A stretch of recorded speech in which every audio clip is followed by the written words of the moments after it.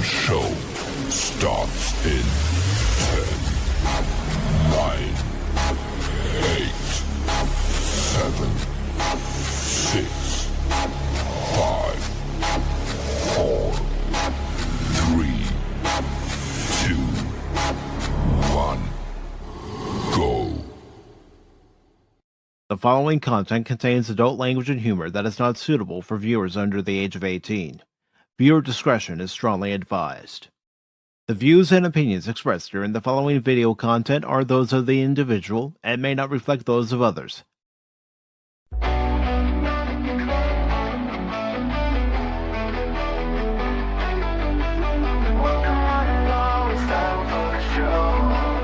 Pacific414 Pop Talk is here.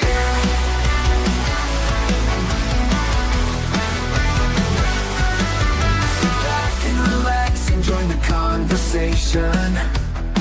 We got there in Norman, text, cash money, 007, and even Mike too. Pop culture, entertainment, news and reviews. Discussions are had, opinions made. From the panel to the chat, everyone is welcome here. Reactions, watch parties, and special guests. We like to have a good time.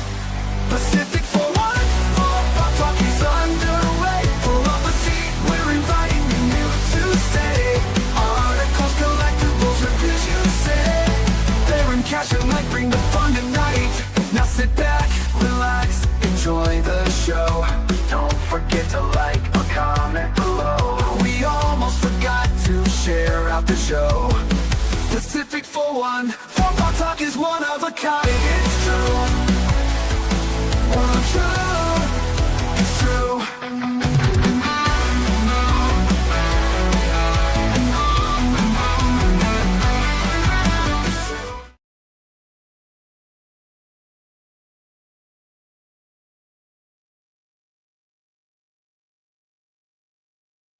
This is a special report from Channel 4 News.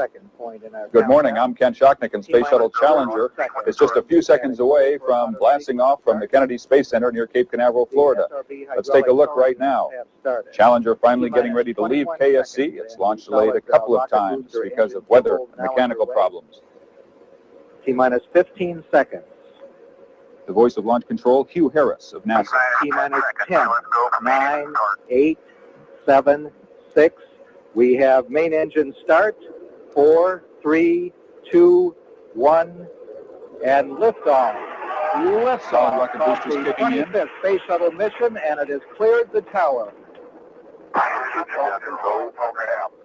Challenger going into its roll. That's planned. Good roll program. Spiral away from pad 39B, the first use of pad 39B since the old Apollo days and the Skylab missions.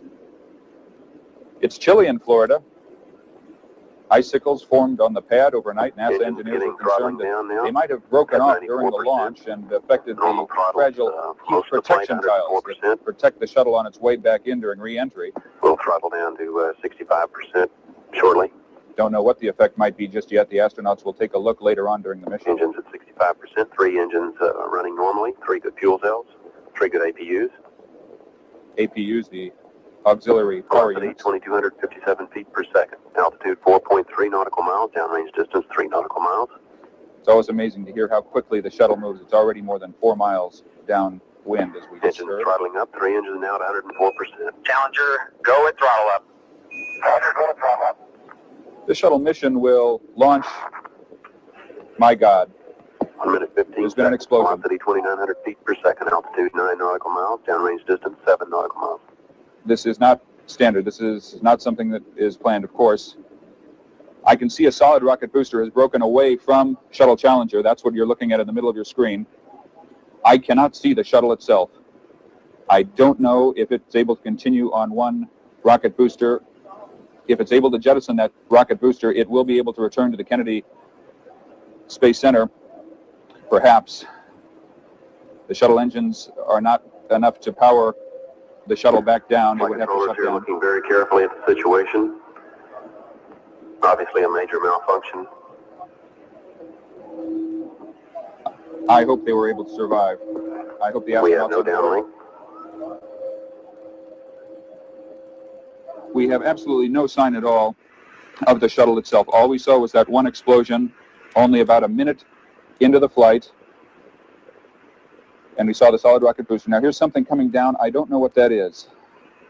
I don't think that that's the shuttle. I believe that's a piece of debris that's coming back earthbound. I don't know. It's too small for the shuttle itself. Pieces falling out of the sky in the Florida morning. It's about 20 till noon in Florida. There are contingency plans for the shuttle when something does go wrong, when something goes terribly wrong. We have a report from the flight dynamics officer that the vehicle has exploded. Flight director confirms that. We are looking at checking with the recovery forces to see what can be done at this point. 8:40, and we hear from launch control, the vehicle has exploded. That's the orbiter itself, the shuttle Challenger, has exploded. We Contingency procedures are in effect. assume that the crew is not alive.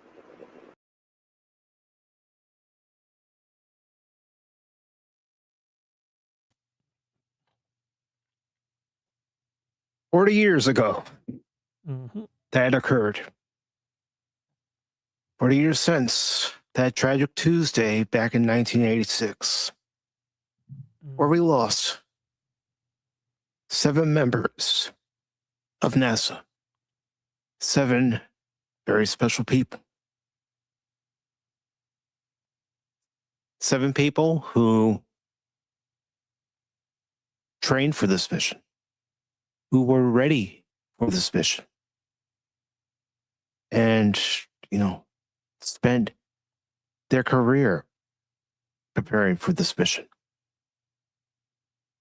The commander, Francis R. Scobee.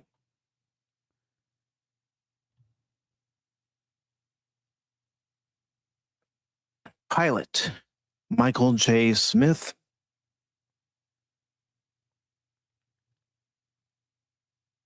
Mission Specialist, Judith A. Resnik.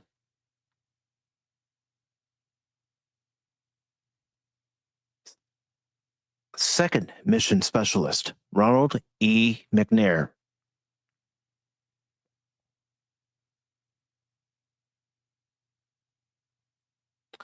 Third Mission Specialist, Ellison S. Onizuka.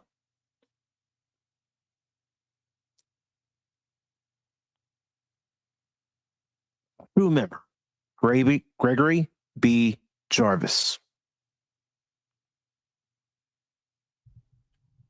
And he was to be the first teacher in space, Christa McAuliffe. I know this is a heavy topic even 40 years later. For those of us who were around that time, me being 7 years old, DJ, how old were you when this unfortunate tragedy occurred? I was literally in my mom's womb, and I believe she was watching this on the little black and white TV in the kitchen. We had a small Panasonic, about 5 inches, but yeah, she caught it then. And yeah, I'm trying to remember if there's one of those, like, sometimes my mom would have a story like this, and it would be like the day she would put on a CD player and not be tuned into the world, but I think this time she was actually watching TV. Mm-hmm. Well, you think about not just this space shuttle launches, but 24 space shuttle missions prior to this one. It was an event, sending astronauts up into space, showing the ingenuity of not just a nation, but of human beings, what we can do when we put our minds to it. And nobody expected this. Nobody anticipated an accident like this happening 40 years ago. This mission, yes, it was delayed multiple times due to weather. And I am going to pull up an article related to what the weather conditions were for that morning of January 28th, 1986. This comes from Arkfield, and it says, "Weather in Space Shuttle Challenger disaster on January 28th, 1986. So I'm going to go ahead and put the link into the chat as always. And I'm going to go ahead and read this. And DJ, if you'd like to add anything as I go along, please feel free to do so. And of course, I am with DJ Ronnie G this evening. Cash might be along, but Baron will not be alone today. But this article, which was actually posted a year ago by Paul Dorian, goes on to say, overview. And I will change it for the appropriate anniversary. Today marks the 40th anniversary of the Space Shuttle Challenger disaster, which occurred on January 28th, 1986, when the NASA Space Shuttle Orbiter Challenger mission STS-51-L broke apart 73 seconds into its flight, leading to the deaths of its 7 crew members. STS-51-L was the 25th American Space Shuttle program flight since the program began in 1981. It was also the first mission to have a civilian on board, American teacher Christa McAuliffe. The spacecraft disintegrated over the Atlantic Ocean off the coast of Cape Canaveral, Florida at 11:39 Eastern Standard Time. According to the report of the Presidential Commission on the Space Shuttle Challenger accident, weather conditions were likely one of the factors that contributed to the incident. Tests conducted during the subsequent investigation showed that O-rings were much less resilient at lower temperatures, but the extreme cold at the Kennedy Space Center was not only the weather factor involved with this tragedy. Wind shear aloft may have been a contributing factor as well, with 2 different airstreams in the vicinity of the launch site of the Space Shuttle Challenger. Weather's role in scheduling changes prior to the actual launch day. Challenger's launch had originally been scheduled for the afternoon of January 22nd. After a 2-day slip related to the previous shuttle mission, bad weather at an emergency landing site in Senegal, and problems with an alternate site in Monaco delayed the launch to Sunday, January 26th. Air Force weather forecasters provided a pessimistic Sunday forecast to NASA managers the night before, causing managers to postpone Sunday's launch in advance. However, as it turned out, the weather was fine on that Sunday, morning leading launch director Gene Thomas to say, Sunday morning, the weather was perfect. We had a bad report. It happens. The countdown then proceeded toward a launch on Monday, January 27th at 9:37 a.m. After the crew boarded Challenger, a tool used to close the hatch became stuck. The ground crew eventually removed the tool, but by that time, the crosswinds at the shuttle landing facility rose above the acceptable limit for return to launch site RTLS, emergency landing at 12:35 p.m. The launch was scrubbed for January 27th and rescheduled for Tuesday, January 28th at 9:38 a.m. After a Monday scrub, weather forecasters briefed managers on the outlook for Tuesday morning, January 28th. Clear skies were forecast, but unseasonably cold weather was expected to sweep through Central Florida. The minimum predicted air temperature at the launch pad bottomed out at 22 degrees Fahrenheit for the hours just before dawn on Tuesday, January 28th. So, again, it was very cold, unusually cold for Florida day that particular morning. With sub-freezing temperatures predicted, ground crews drained most of the water pipes at the launch pad to minimize ice formation. Those that could not be drained were left running overnight, and strong wind gusts blew water onto pad structures where it subsequently froze. The ice inspection team was sent to the launch pad several times overnight to evaluate conditions at the launch pad. Before each shuttle launch, the ice team would do a review of any potential ice buildup on the external tank caused by the supercooled liquid oxygen and hydrogen in the tank. Ice on the tank and launch pad structure was considered a debris hazard because it could break off and damage the shuttle's fragile thermal protection tiles, i.e. heat shields. The very same heat shields that unfortunately broke apart during the launch of the shuttle Columbia back in 2003, which ultimately led them to their unfortunate disaster upon re-entry. All right. So it says upon seeing the amount of ice on the pad, the launch team decided to delay the launch to 11:38 a.m. in order to give the sun time to melt some of the ice and minimize the debris risk. Arctic air outbreak. It says there was indeed a widespread Arctic air outbreak on the eastern U.S. on that late January day in 1986 that pushed record-breaking cold air all the way down into central Florida. Arctic high pressure extended southward into the region during the overnight hours, helping to contribute to the record-breaking cold surface map above Melbourne, Florida, located about 35 miles from Cape Canaveral, recorded a record low temperature of 26 degrees. The normal low on January 28th is 50 degrees.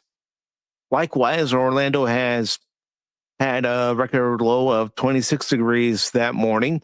Both records still stand, and both locations broke their record lows the following morning as well. As a result of the cold and gusty winds, ice accumulated on the launch pad area in the overnight hours. The ice was removed by crews and multiple ice checks took place prior to launch. According to the investigation report, the ambient air temperature at the time of launch was at 11:38 a.m. Eastern Standard Time was measured at 36 degrees. The measurement was made near ground level by a weather tower 1,000 feet from the pad. However, the temperature near the failed solid rocket booster joint, located at a higher altitude, was actually estimated to be 28 degrees Fahrenheit. Not only was the ambient air near the solid rocket booster joint colder than the ground level, measurements due to altitude differences, but the failed joint was shaded from the sun during the hours prior to liftoff. Joints on the sun-facing side were estimated to be nearly 20 degrees warmer than those on the shaded side at liftoff. Furthermore, the gusty winds created an enhanced cooling effect between the supercooled tank and the O-ring. And there's an illustration of everything that was going on that morning. The contributing factor of wind shear and two different jet regimes. In addition to the extreme cold, wind shear, change of wind direction, and speed with altitude played a vital role in the Challenger disaster, as it contributed to the failing of the O-rings on the solid rocket booster. At the time of the launch, the upper troposphere airstreams, west to northwest flow of air near 300 millibars exiting the polar front jet, PFI, located over the Ohio and Tennessee valleys, was located beneath an accelerating west to southwest flow of air entering a subtropical jet, or STJ, located east of Florida. The interaction of these two different jet regimes appeared to be most pronounced over north central Florida by 1630 GMT, with descent maximized just to the west of Florida, and ascent located just above the east of the launch site locations. Source bulletin of the American Meteorologist Society, Volume 67, Number 10, in October of 1986. A report on the upper level wind conditions preceding and during the shuttle Challenger STS 51-L explosion, Dr. Louis W. Usolini. The first hint of trouble occurred at liftoff, but was not noticed until film was developed after the accident. Several puffs of smoke were seen emanating from the right solid rocket booster after field joint. Challenger encountered several bouts of wind shear, see sounding plot above, starting around 37 seconds into the flight and lasting through just about 1 minute after liftoff. About 1 minute after liftoff, a flame plume becomes visible on the right side rocket booster. The plume originates from the aft field joint, the same area as the smoke seen at liftoff. The plume grew and was pushed by aerodynamic forces toward the external tank. The first evidence of external tank failure is the interaction of the plume with the liquid hydrogen leaking from the external tank about 65 seconds into the flight. The plume also began to burn the strut connecting the right solid rocket booster and external tank. The tank structure failed approximately 73 seconds after liftoff, causing the liquid hydrogen and oxygen to vaporize with local combustion. Challenger itself did not explode, but was torn apart by extreme aerodynamic forces. Several large components of Challenger, including the right wing and crew compartment, are visible in the photographs and film after the breakup. Tests conducted during the Rogers Commission investigation showed that O-rings were much less resilient at lower temperatures. As a result, they would not be able to expand along with the solid rocket booster's case motion and may not seal the joint properly. This is what happened with sub-freezing O-rings in Challenger's right solid rocket boosters aft field joint. The shuttle was designed to handle a certain amount of structural load with a margin built in. During the shuttle's 8.5-minute ride to orbit, onboard computers steered the shuttle along a pre-planned trajectory. Before launch, upper level winds were typically monitored by a series of balloons and other devices. Engineers used the wind data to optimize the shuttle's trajectory to minimize load caused by upper level winds. If the predicted structured load was outside of acceptable limits, the launch would have been scrubbed. In general, wind shear is more important for structural load than just wind speed by itself.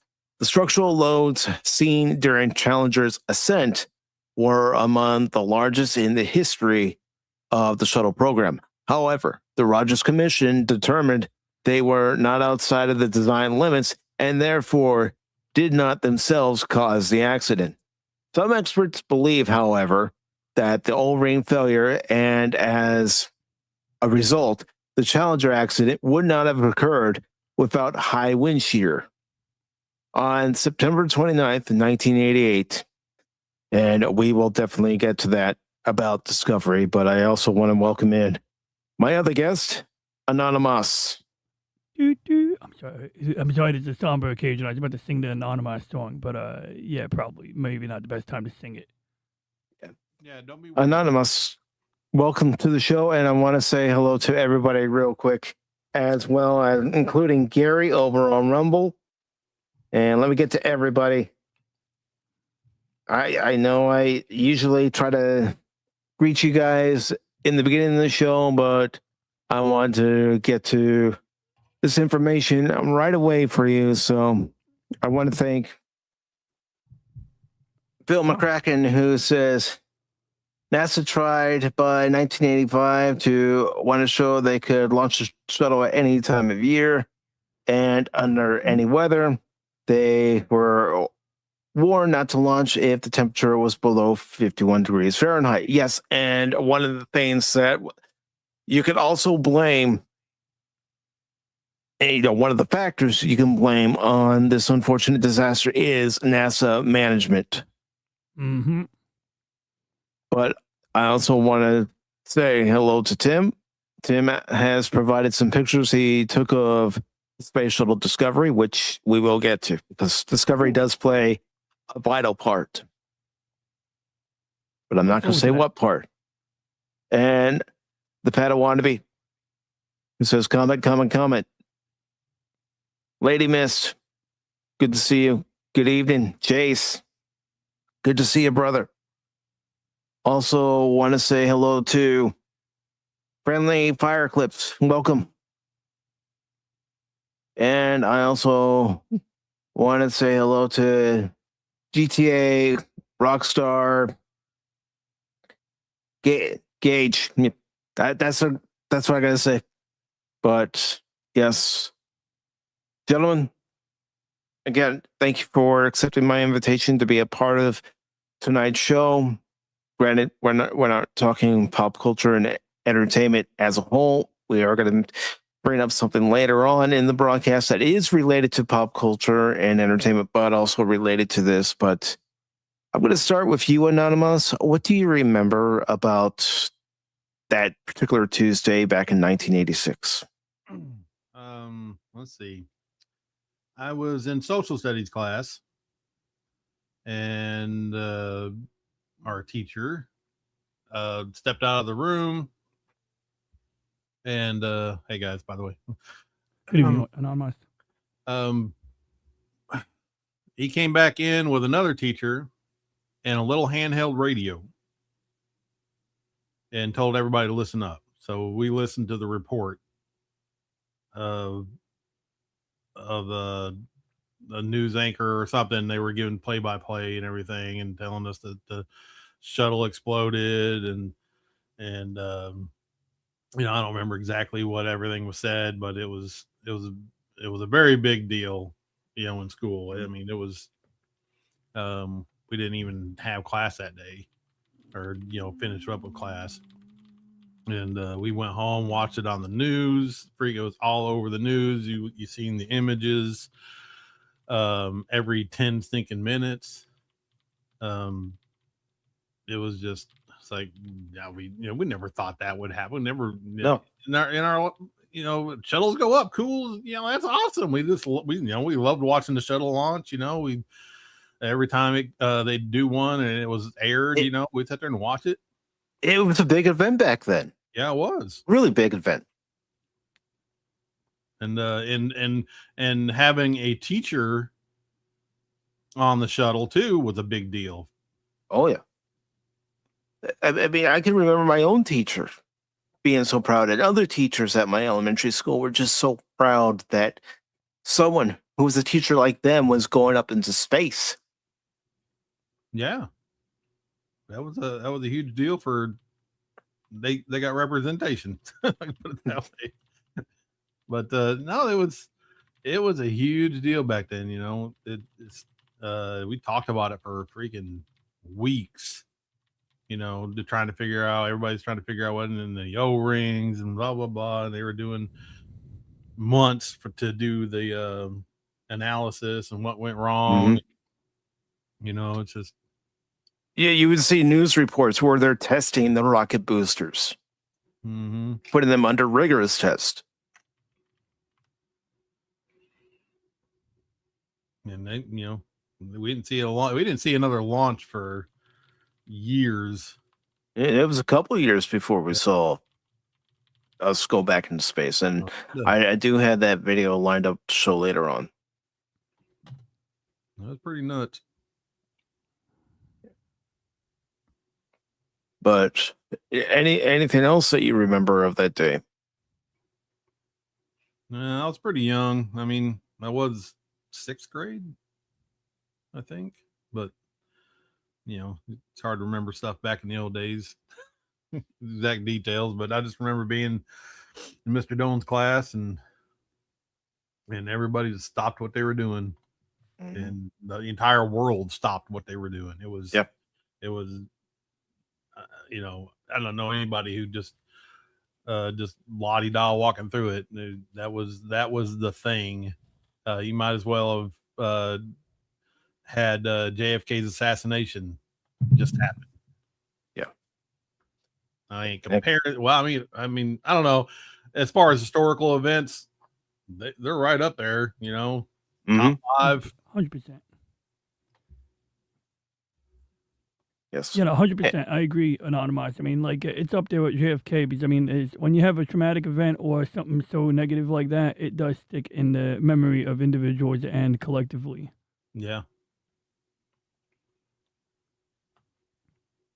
And DJ, I know you said you were in your mother's womb on this day 40 years ago.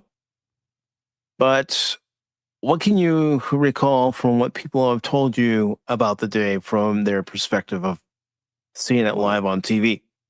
To be honest, I think I might be better equipped to just tell you my first impressions of the space shuttle as a kid, because like the Challenger thing I didn't learn about until a little after I had initial impressions, and by then I think we were all just me, my father, and my mother, or at least a couple of us were watching a documentary about Challenger. And of course, I remember, like, this is actually not even where I was going with this, but I do recall seeing when it first happened, people thought it was supposed to do that. People didn't know that this was not part of like booster separation or any aspect like that. And so there was almost like laughter until someone was like, wait a second, this doesn't look normal. And then of course they get the announcement, this is totally not. But my first impressions of the space shuttle, I saw it as like really routine by the time, because that was one of the goals of the space shuttle originally, was to make it look routine, and obviously they didn't achieve weekly turnaround. Like, I think somewhere in the early days they wanted like a weekly or a monthly turnaround, and under Nixon that was sort of like the expectation, when they were still in the early stages of conceptualizing and planning the space shuttle program. But I do recall just like seeing the 5 o'clock news and seeing the space shuttle land like an airplane, and it looked just like I couldn't tell an airplane apart from a space shuttle back then, and it looked just like a regular passenger jet landing. So it kind of gave me the impression that, yeah, we got this shit figured out. But then later on I learned about Challenger, I learned a little bit about hubris, and actually I'd say one of the early impressions that I recall in something that my father repeats from time to time is the fact that the engines that Morton and Thigh kill later on, I think that was SKS, I forgot the full name of the company, but they changed the name of the company who makes the solid rocket booster, which is, a fine piece of technology if you, listen to the engineers who know how it works. And the engineers were pretty damn clear that, O-rings lose resiliency, or at least they shrink and get a bit rigid and stiff when they're exposed to temperature extremes. And so anyway, I know we're going to get into the engineering details later, but bottom line is I'll go ahead and bring it up here now, and let me change the aspect ratio as far as what everybody is going to be viewing that in, so they can actually see it better. Yeah, I mean, I can always resize the window if you want, but the circle definitely cuts corners off, right? But in this picture here, it's really just a close-up of the O-ring, and obviously this is a cross-sectional diagram. But one of the things that happens is when the space shuttle with solid booster, rocket booster, is operating, there's a couple of hydraulic pistons and actuators somewhere along the side, and they basically steer the nozzle to help keep it on course, or, keep it pointing, whatever direction they need. So when you have that flexure, you have a solid rocket booster. It's actually made up of, we actually have, this is a great view, by the way. This is not really related to impressions, but it's just a great view of a normal, this is what it's supposed to do normally. That's what it's supposed to do during the launch sequence. The boosters are supposed to separate from the tank and fall down to Earth. And they have their own parachutes, and they're designed to be refurbished. So somewhere in the myriad of images that I have floating around here somewhere, in fact, here's a close-up of the area, I guess, where the strut is. And in some of these videos, you actually see a close-up of, not a close, like you see where the fire essentially comes out. So in this case, it's true that one side was exposed to the sun. You also had the sheer winds. So once you had gases escaping between the gaps, it's essentially hitting something that is a soda can covered in insulation, and that soda can covered in insulation is packed with, highly pressurized, cryogenically cooled liquid hydrogen. So, it's the explosive force, as you mentioned earlier, that, basically the whole stack, if you can call it a stack at this point, but, normally rockets are stacked vertically. Obviously, this is a side-by-side configuration, of course, which is one of the things that made the space shuttle dangerous, because, you didn't really have a safe way to separate. And you did mention something interesting. You mentioned the RTLS, return to landing site. So there is a procedure for where if you have a problem, you basically ride it out until the solid rocket boosters are separated. And at that point, you can utilize the remaining fuel in the external fuel tank, because that external fuel tank, which we can get into detail later on, is what supplies fuel to the 3 engines on the back of the orbiter itself, the space plane component, so to speak.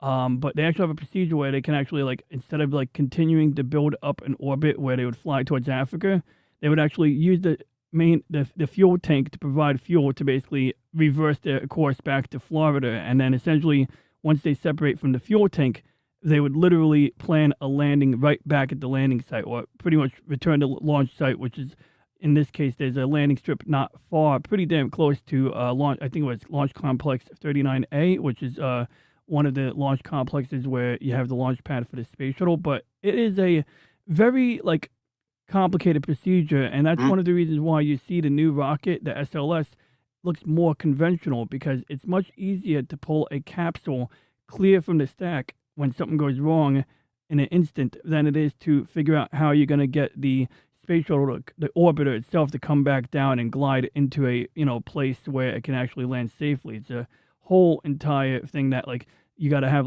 perfect timing, perfect coordination, and later on I can touch upon examples where they had near misses that ended up working out, and when some of those procedures did pull through. But with Challenger, they had no options. So back to your original, they had no options during that portion of the launch. The total SRBs are separated.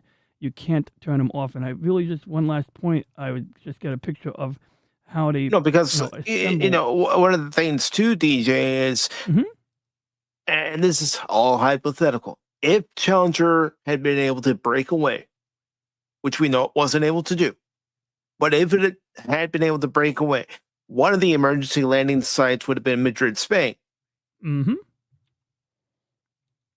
That is true. And they have a number of them. They even have places in Africa. And so, the way the solid rocket booster works is you don't have that option to do that landing until you burn all of your fuel. And in this case, the solid propellant is lining the inside. You can see it's a bit like a bottle rocket, except it's not powder. It's more like a rubber. And when you light this candle, there's an igniter at the top. You can literally see it says igniter up here. It starts burning from the inside of this hollow channel up here, and then of course the exhaust gases or the propulsion gases come out through the nozzle here. But essentially, it's burning along the inner wall until it exhausts all of that solid fuel, and then they separate the booster. But you have there's no method, or at least to my knowledge, they might have attempted to research a possible method, for all I know, because they often do research alternative ways to do these things and figure out what's practical and what's not. But bottom line is, until that thing is done burning through, and unfortunately in this case, you have a joint, I believe, somewhere here or here. You can see how everything is assembled separately and then stacked. But in a close-up picture somewhere, we did have a picture of an actual, the actual mating surface of the O-ring, and this ain't even it. That's like a super low-res picture right there. But here we go. So there's the rubber O-ring right there, and you can just imagine if there's a little flexure between two components, there are pins that hold it together. But yeah, that thing is not supposed to let those hot gases come out through the side. So they actually did make some modifications, I think, to later versions of the booster. But bottom line is, they didn't listen to the engineers. Here's one more picture just so that people can conceptualize it. I just want to, make sure. I know for me at least, I like having a visual aid. I like, being able to see what. I'm the same way. I was always a visual learner in school. Yep, exactly. So I'm so glad that they one thing that NASA does really well, and one of the reasons why people who tend to often, claim moon hoax don't get, is that a lot of what NASA does is very public and very thoroughly documented. And, even if it's not publicly available at the time, it's like they document the shit out of everything they do. so they could backtrack. I mean, I don't know why they document everything. I think it's probably, combination of legal obligation and stuff like that. But it ends up proving really helpful to go back and see, like, when they were building the thing and seeing, like, well, okay, we saw fire coming out of this part in, the side camera during STS-51L. And they go, okay, well, where does that correspond to? And then, in some examples, I don't even know if this is the part, but you'll see that black stuff right there. There's the actual fuel right there. It's like a black rubbery substance that, is mixed with, like, I believe there's some kind of aluminum oxide or aluminum something. And, with rockets, you need to have both fuel, some kind of solid matter that can burn and be pushed out the back. But because, of course, there's no oxygen at the higher altitudes and in space itself, it has to carry its own oxygen supply. So in the case of a solid rocket booster, you have a chemical mixture that includes both your fuel and oxidize it together. But back to your original question, yeah, like I said, I used to think this is just a purely routine thing, just like landing an airplane. And as I, got more interested later on in the space shuttle program, which I didn't get truly interested until like towards the tail end of it, like 2006, 7, 8, 9, and I believe the last time the space shuttle launched was 09. That's when I realized, yeah, this was a complicated program, and the engineers got away with, I mean, not the engineers, the management got away with, like, hubris on more than one occasion, but this was one of those occasions where it did not pan out. No, it did not pan out, but what did pan out is that we do have Baron Norman Tag here, so let me minimize you, DJ. And Baron, welcome. Glad to have you here, brother. You're muted, brother. Who muted me? Come on. I didn't mute you. I know. No. It's StreamYard. Baron with this show, I'm keeping it serious because of the subject matter. Okay. I know. I can't joke. You can joke, but make it tasteful. Oh, I would. Well, I thought this was tasteful here with StreamYard being StreamYard. But as it goes, like what DJ was talking about there, being in the airlines industry, 100% documentation all the way across the board, because you're dealing with the transportation, people and cargo. And, nobody likes to lose any of that in any way, shape, and form. And even when I worked in the parts department, so we had to make sure everything was documented down. We had to make sure, all across the board. So it wouldn't be any different with somebody like NASA or even the military. I mean, imagine all the paperwork they go through. It's literally like they're cutting down an entire forest for one report on something. That's how ridiculous and superfluous sometimes it is, the duplicates and such. So, and, he touched the ground on the hubris just ahead of NASA that had that. It was the entire nation. We forgot how dangerous this was, shooting a person up into space on a literal firecracker, and, we had the tensions before. Of course, we lost 3 great astronauts, not because of anything going boom, but a fire because of too rich oxygen, which of course they realized too late and were able to fix that.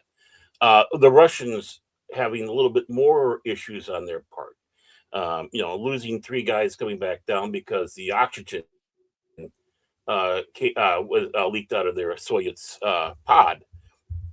And the race, it was the tension of the race. And then finally, when we had the man on the moon, boom, things changed and the others.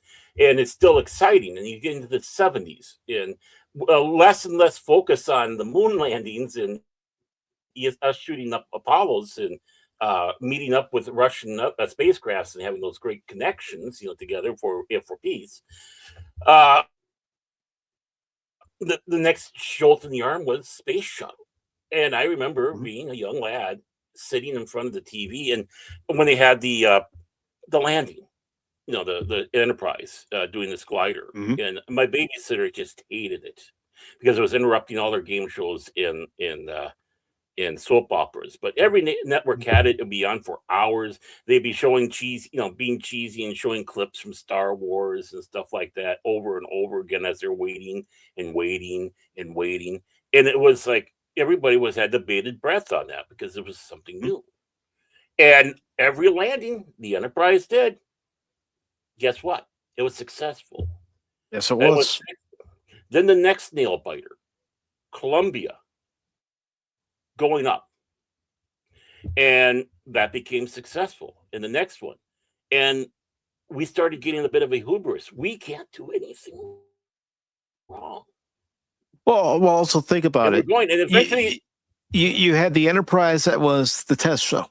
It was never designed to go up into space. no. Then you had Columbia.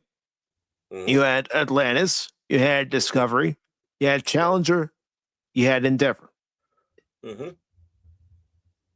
And I Yeah. might be missing another one, but I think we No. only had 5. Well, yeah, we only had 4 at one time. Well, unfortunately, 3 after the Challenger. Then they built a 4th one, Endeavor. But was a fleet of 4 that we had, and then we had that loss. And of course, if the Star Trek fans would have just held back, the Columbia would have been the Enterprise. Mm-hmm. But so much pressure was given that they went with the test bed shuttle. Yeah. But I mean, even then, that started becoming ho hum. It's like, oh, it's, you barely even had news about that at all. But afterwards, by the way, the shuttle went up. Oh, okay, that's nice. That's great. That's fun. And Yep. and I Yeah. just And- want to Is what show Baron was mentioning. Mhm. I'm the sorry. Enterprise going through its gliding tests. Mhm. It's on 747. Yeah, so basically we got the 747 shuttle carrier aircraft. They mount it to the top so that, and they actually continue to use this. There's high definition footage of this being done with like Discovery and Atlantis, because sometimes when it has to land at Edwards Air Force Base, they have to shuttle it. They have to transport it across the country back to Cape Canaveral, and that's how they would do it. And interestingly, on an early test with Enterprise, they didn't have this aerodynamic cone on the back designed by Boeing, and the way that the engine nozzle was stuck out the back and affected the airflow, it would cause the back of the 747 to buffet. It would cause the back to rattle. So if you look at the back here, you actually see it's maybe not a good angle, but there's 2 vertical there we go. 2 vertical stabilizers right here.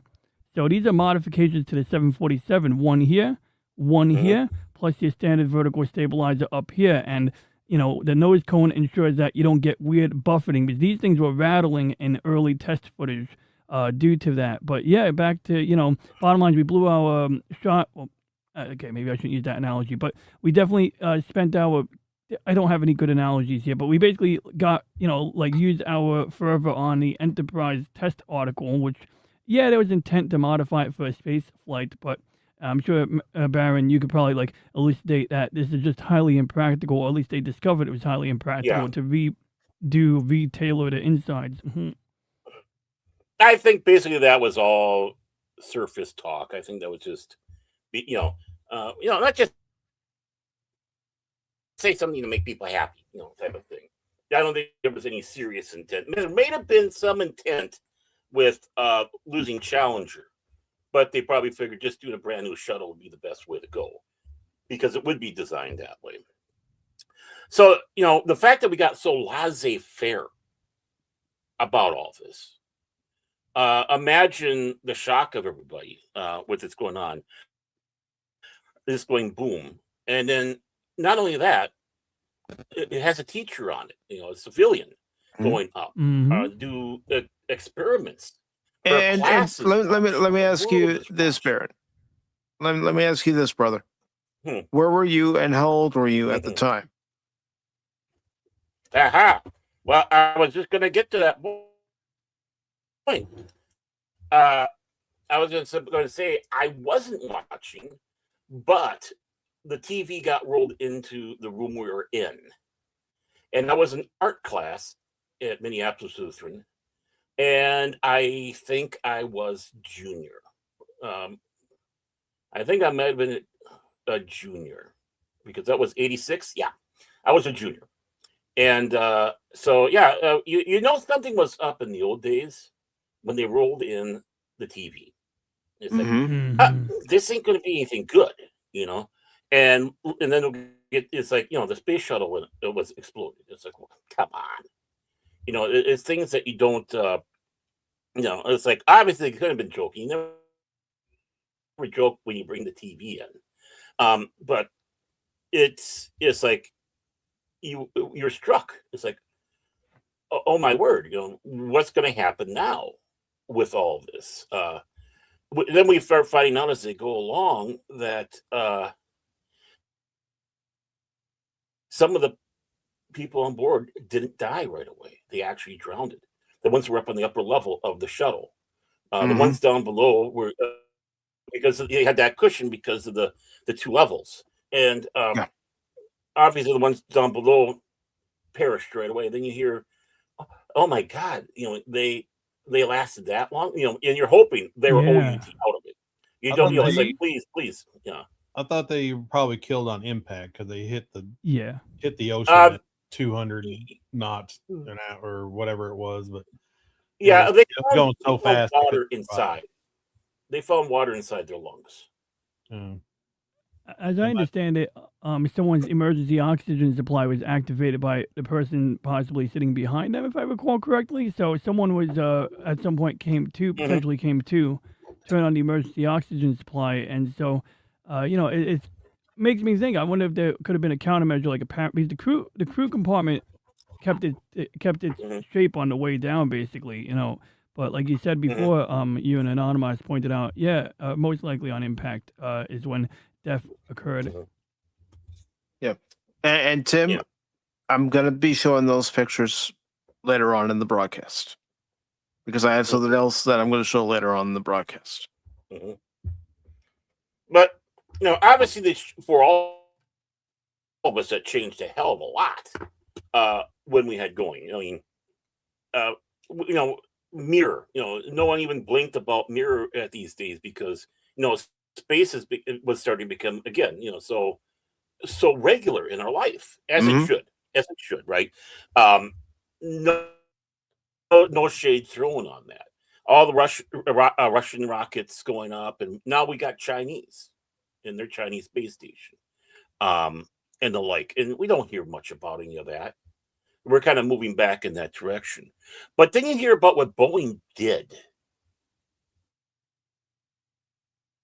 And how we were so close to having another Challenger. I mean, Columbia was bad enough, when they came in. And the biggest fear about that, the heat shields. You were always hearing about heat shields. Heat shield this, heat shield that, through the whole thing. And then, lo and behold, that happened. With the Columbia, and it's like, we were hearing this for like 20 years, and it happens. Why weren't just because a piece hit the shuttle and took a piece off? That one piece comes off, it unfortunately doomed the entire Columbia crew on reentry. Exactly. So to be clear, oftentimes when the heat. But it hit the front right wing, I believe it was the right wing, or was it left wing? Well, it hit this part of the wing right over here, which is made out of a graphite material called reinforced carbon composite or reinforced carbon. Basically, it's like a solid graphite that's been baked in a kiln and has fiber going through it. Sort of like fiberglass, but as you can imagine, something like that, while it can handle extreme temperatures, when hit with the foam at high speed, it can crack. It's brittle to some extent. And so the first sign something was really wrong with Columbia on the way down was when they had a flat tire on the left tire. And it's like, well, how do you get a flat tire unless, of course, you get those gases, reentry gases, running their way through the inside of the wing. And once they had that flat tire and another component went wrong, when you listen to the mission control audio loop, they use the term no commonality, which means like if you had two systems that were related to each other going bad, you could say, okay, maybe it's related to something else. But now you have two unrelated systems going bad. That's a red flag. That's related to this thing that they were kind of hoping was not going to wreck it. They really should have done more ahead of time, but they made, to this day, people will make excuses like, but that's a whole other topic. Well, to this day, people, have speculated, could we have sent a shuttle up to rescue the crew? If they had found out about the tiles sooner and said, no, we can't bring you back. A shuttle wasn't an option, but it's like there was like no effort to like do anything else. Like, so for example, they didn't have the robotic arm installed on that mission because it was they were carrying the MIDEX Middle Eastern dust experiment. It's like interesting device that uses lasers to kind of do some science and measure aerosols over the desert, I believe. You know, like, so it's like you're shooting lasers, you're analyzing things like the density or the spectroscopy and things that I don't even know the terms for. But bottom line is no robotic arms, so you can't really do a spacewalk where you put a man or a woman in an EVA suit on that robotic arm. But it's like, you're going to tell me you couldn't stick a freaking SLR on a fucking broomstick and just snap pictures? I know it's risky. Like, I get it. Like, it would have been really awkward for an astronaut to inspect it in a spacesuit because it'd be hanging on the side of the cargo bay, and the doors for the payload bay on the space shuttle have heat radiators in them made of like glass. So, you know, very delicate, something that you don't want to, you know, you can make your You don't want to situation break. worse. Yeah, so I can empathize that they didn't want to take risks, but it's like, this is one case where maybe we should stick a freaking camera on a broomstick and just get a good picture. And there were other factors, I believe, on other missions, they want to send pictures back to the ground, but they were doing military missions. Sometimes they do a DOD launch, or they do some kind of, you know, something, you know, semi-military related. So they weren't allowed to send back unencrypted transmissions. And for whatever reason, the encrypted transmissions meant you got bad picture quality. So that was a whole other mission. That one, they got lucky because the tiles that fell off the shuttle in that other mission, I forgot what STS mission it was.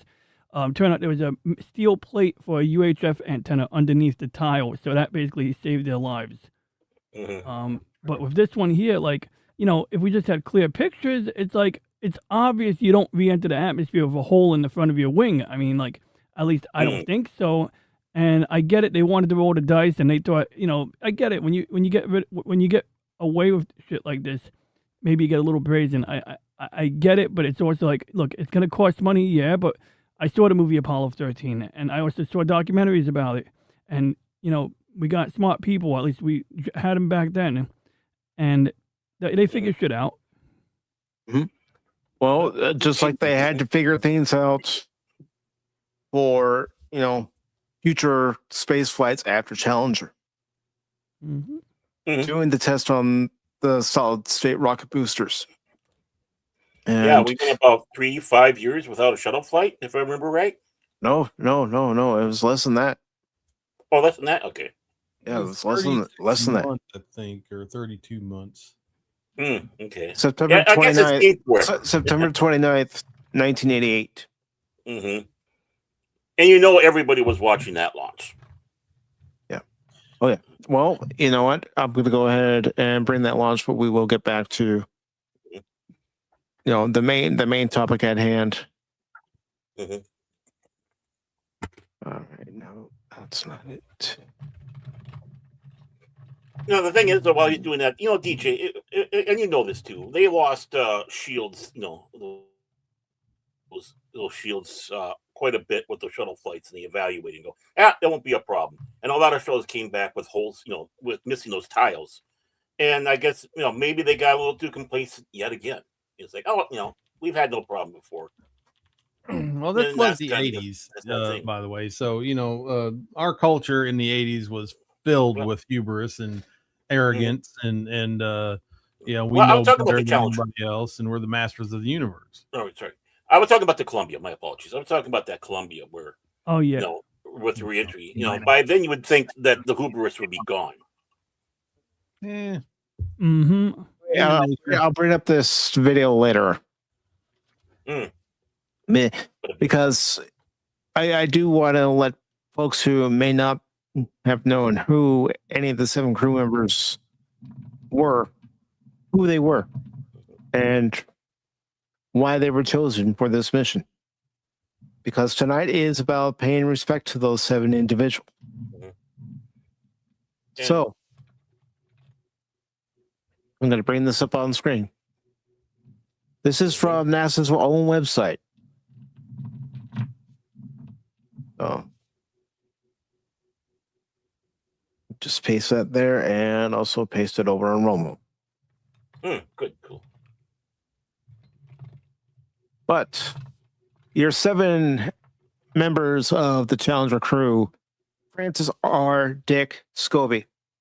The spacecraft commander was Francis R. Dick Scobee, the son of Mr. and Miss Francis W. Scobee. He was born on May 19th, 1939 in Clinton, Washington, and graduated from public high school in Auburn, Washington in 1957. He then enlisted in the U.S. Air Force training as a reciprocating engineer and mechanic, but longing to fly, he took night courses and in 1965 completed a BS degree in aerospace engineering from the University of Arizona. This made it possible for Scobee to receive an officer's commission and enter the Air Force pilot training program. He received his pilot's wings in 1966 and began a series of flying assignments with the Air Force, including a combat tour in Vietnam. Scobee also married June Kent of San Antonio, Texas, and they had 2 children, Kathy R. and Richard W. In the early 1960s, he attended the U.S. Air Force Aerospace Research Pilot School at Edwards Air Force Base in California. In 1972 and thereafter, was involved in several test programs.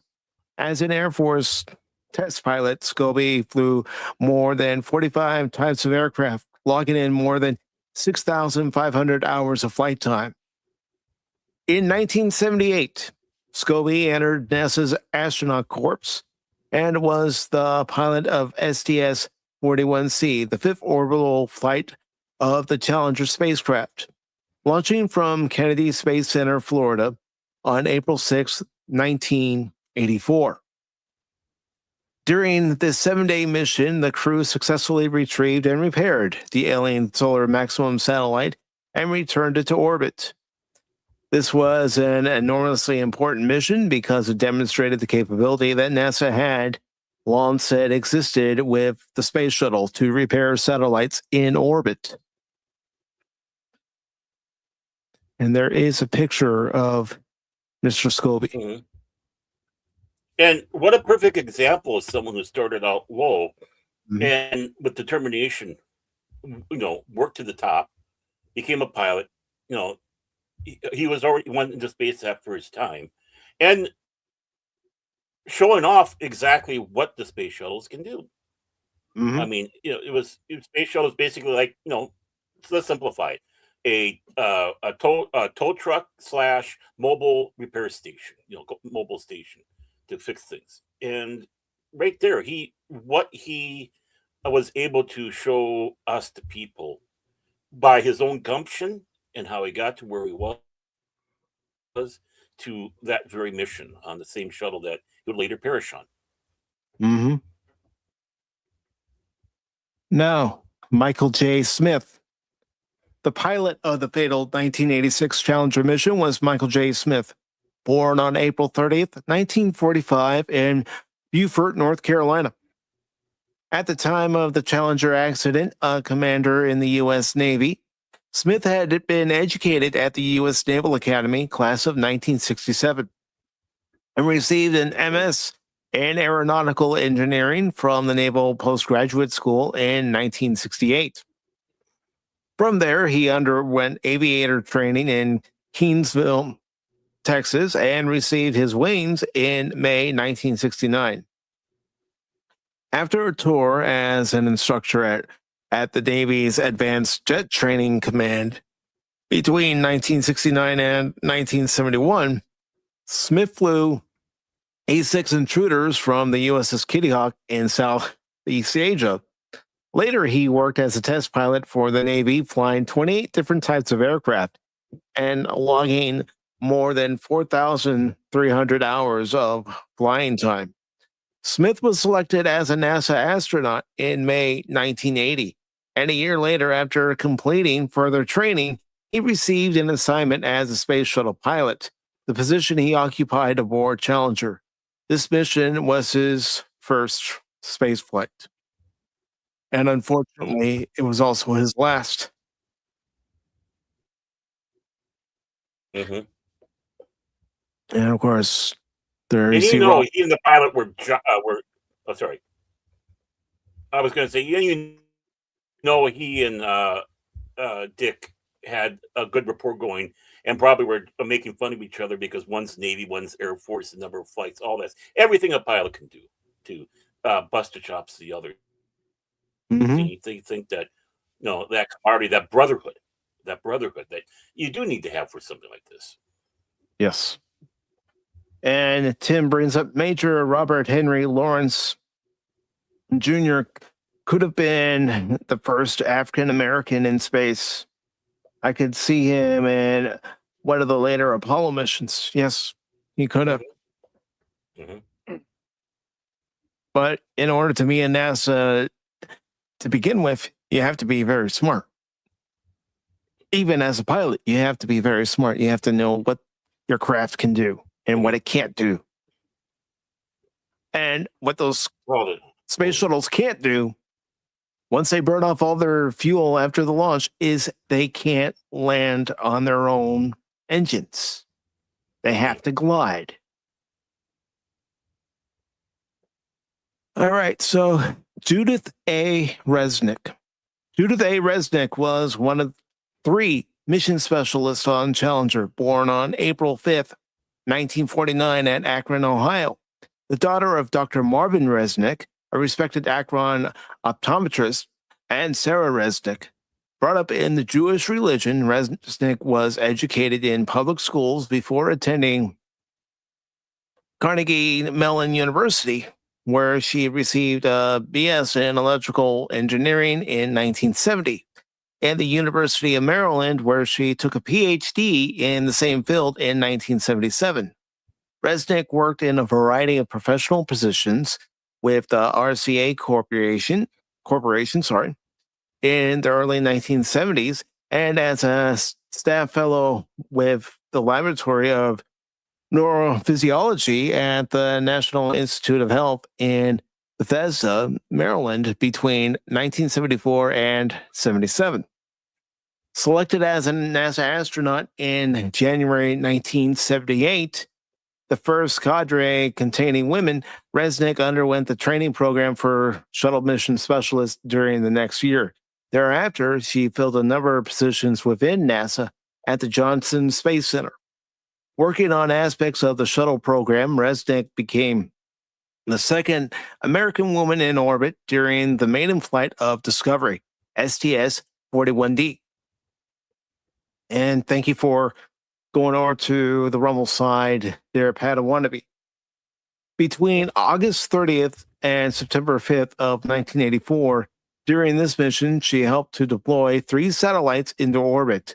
She was also involved in biomedical research during the mission. Afterward, she began intensive training for the STS-51L mission, on which she was killed.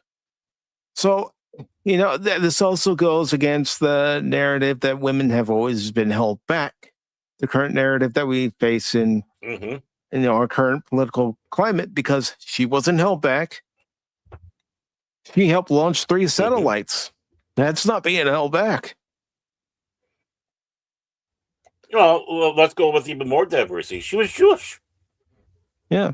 I mean, when people want to start sitting back, it's like, again, this is the diversity that we're looking for. And these people here, one of these people is smarter than all of us, including you, DJ. We sit down with them and we just DJ is about the only one who probably keep up with the conversation.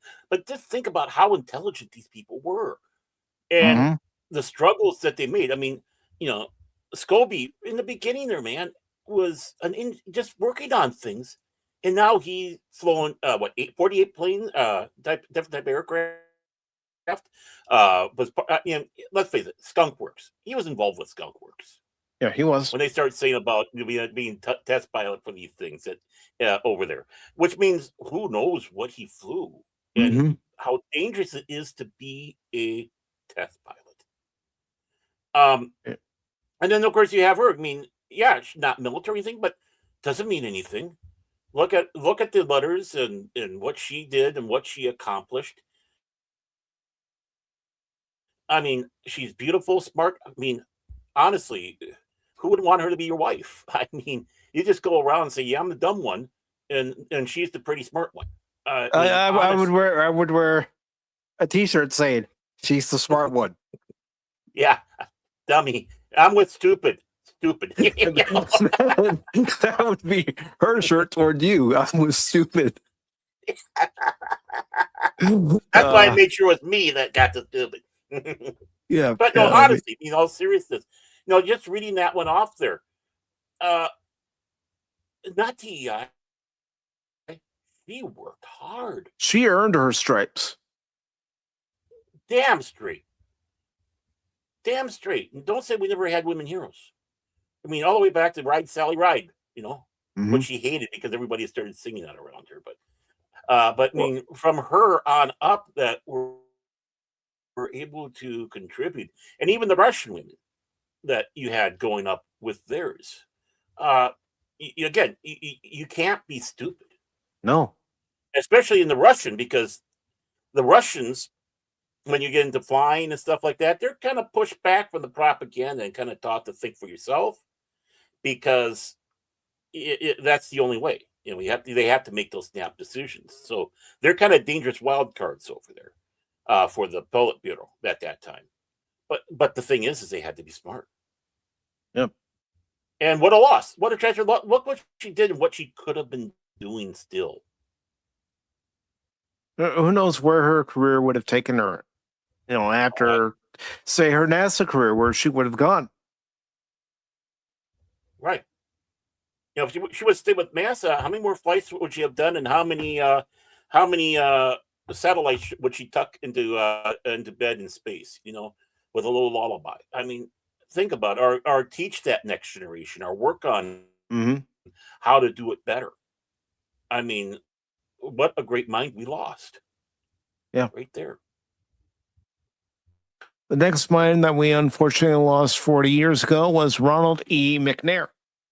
Ronald E. McNair was the second of three mission specialists aboard Challenger. Born on October 21st, 1950 in Lake City, South Carolina, McNair was the son of Carl C. McNair Sr. and Pearl M. McNair. He achieved early success in the segregated public schools he attended as both a student and an athlete. Valedictorian of his high school class, he attended North Carolina A&T State University, where in 1971 he received a BS degree in physics. He went on to study physics at MIT, where he specialized in quantum electronics and laser technology, completing his PhD in 1977. As a student, he performed some of the earliest work on chemical HF-DF, and his high-pressure CO lasers, publishing path-breaking scientific papers on the subject. McNair was also a physical fitness advocate and pursued athletic training from an early age. He was a leader in the track and football at his high school. He also became a black belt in karate, and while in graduate school, began offering classes at St. Paul's AME Church in Cambridge, Massachusetts. He also participated in several karate tournaments, taking more than 30 trophies in these competitions. That's quite the feat. While involved in these activities, McNair met and married Cheryl B. Moore of Brooklyn, New York, and they later had 2 children. After completing his PhD, he began working as a physicist at the optical physics department of Hughes Research Laboratories in Malibu, California, and conducted research on electro-optic laser modulation for satellite-to-satellite space communications. This man was brilliant.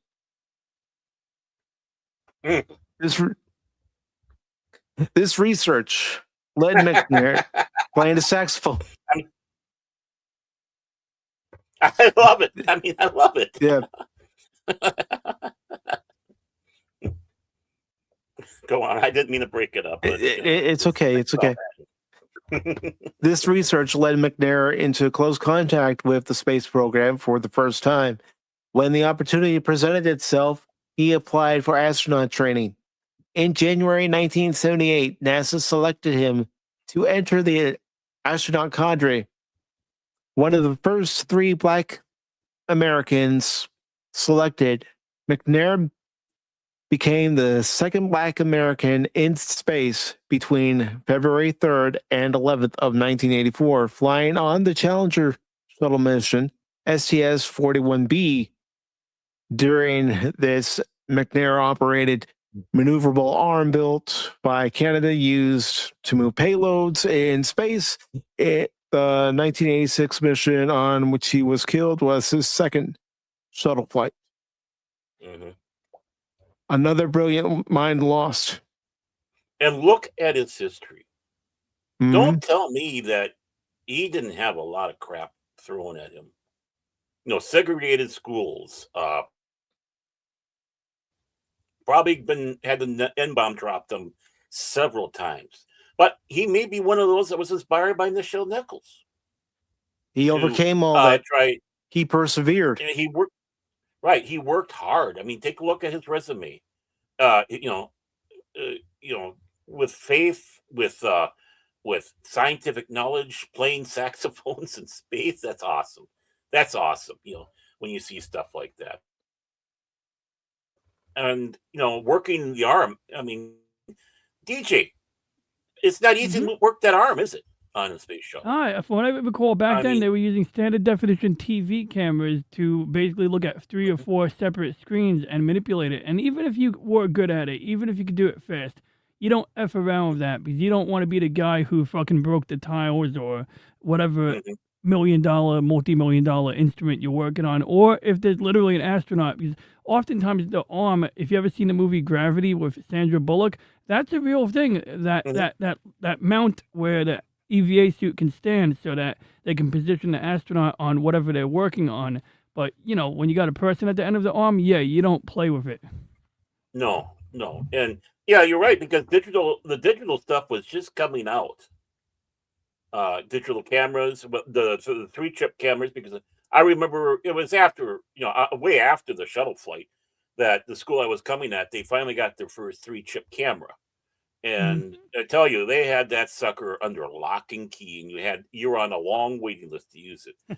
So, I mean, when you had that in that aspect, it's like, but they had, if they could have had that digital camera on there, how things would have gone, Yep. But again, another brilliant mind. And don't tell me that we didn't appreciate Black people doing this or mourn for them.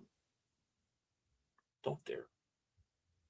We mourn for those who are lost in any tragedy. There are tragedies we don't even know about.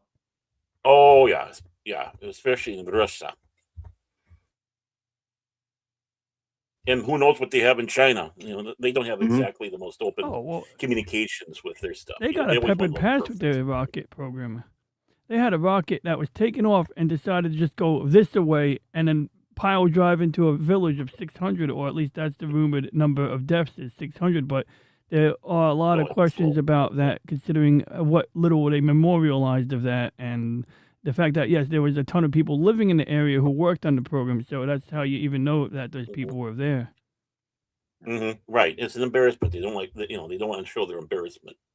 And they tend to launch a lot of their satellites inland, so they don't have as many options for ditching empty stages over the ocean. So anytime they launch any big part of their Tiangong station, they pretty much have to dump the empty stages over, hopefully not hit a village, but it's going to go somewhere in the mountains and maybe hit a village. Maybe hit it, yeah. Safety forced is basically China's model, but again, what a brilliant mind, and how he overcame all that. Yeah, I mean, don't tell me people can't overcome. Every astronaut is cut from exceptional cloth. I mean, from the earliest days, and even oftentimes you'll notice the shuttle commander is either a Navy guy or a Navy aviator or an Army pilot. But these are people who can land on carriers, and we know carrier ops are no joke. A6 Intruder you mentioned earlier, Mike, and the A6 Intruder is similar to the S3 Viking, which is the plane that Stone Cold Loki's father flew.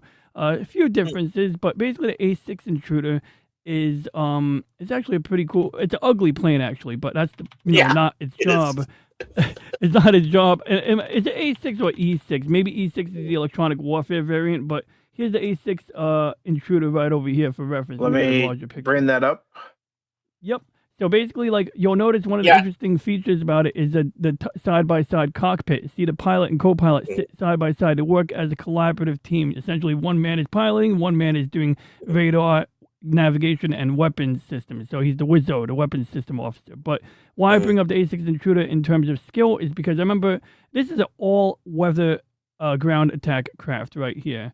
And often it flies low because in lieu of having actual stealth, it has to try to remain below the radar at times. But because it's an all-weather craft, that means, yeah, landing at nighttime in rainy weather. And I remember one of these documentaries I saw where the guy was talking about him and his pilot working together, and they had to go around like 7 times, and it was like they're getting low on fuel, and every time they try to catch the wire, they're either missing the wire or they're going too fast, or because when you're laying on a carrier, what you do is you try to catch the trip wire because there's 3 wires. I think you're trying to get the 3rd wire. So if you get it too early, fine. If you get it too late, you get the 4th wire. But like when you are landing on a carrier, you conduct a controlled crash, and then you throttle up. They go full throttle while catching the cable, so that in the event that they miss the cable or something snaps, they can, of course, do another go around.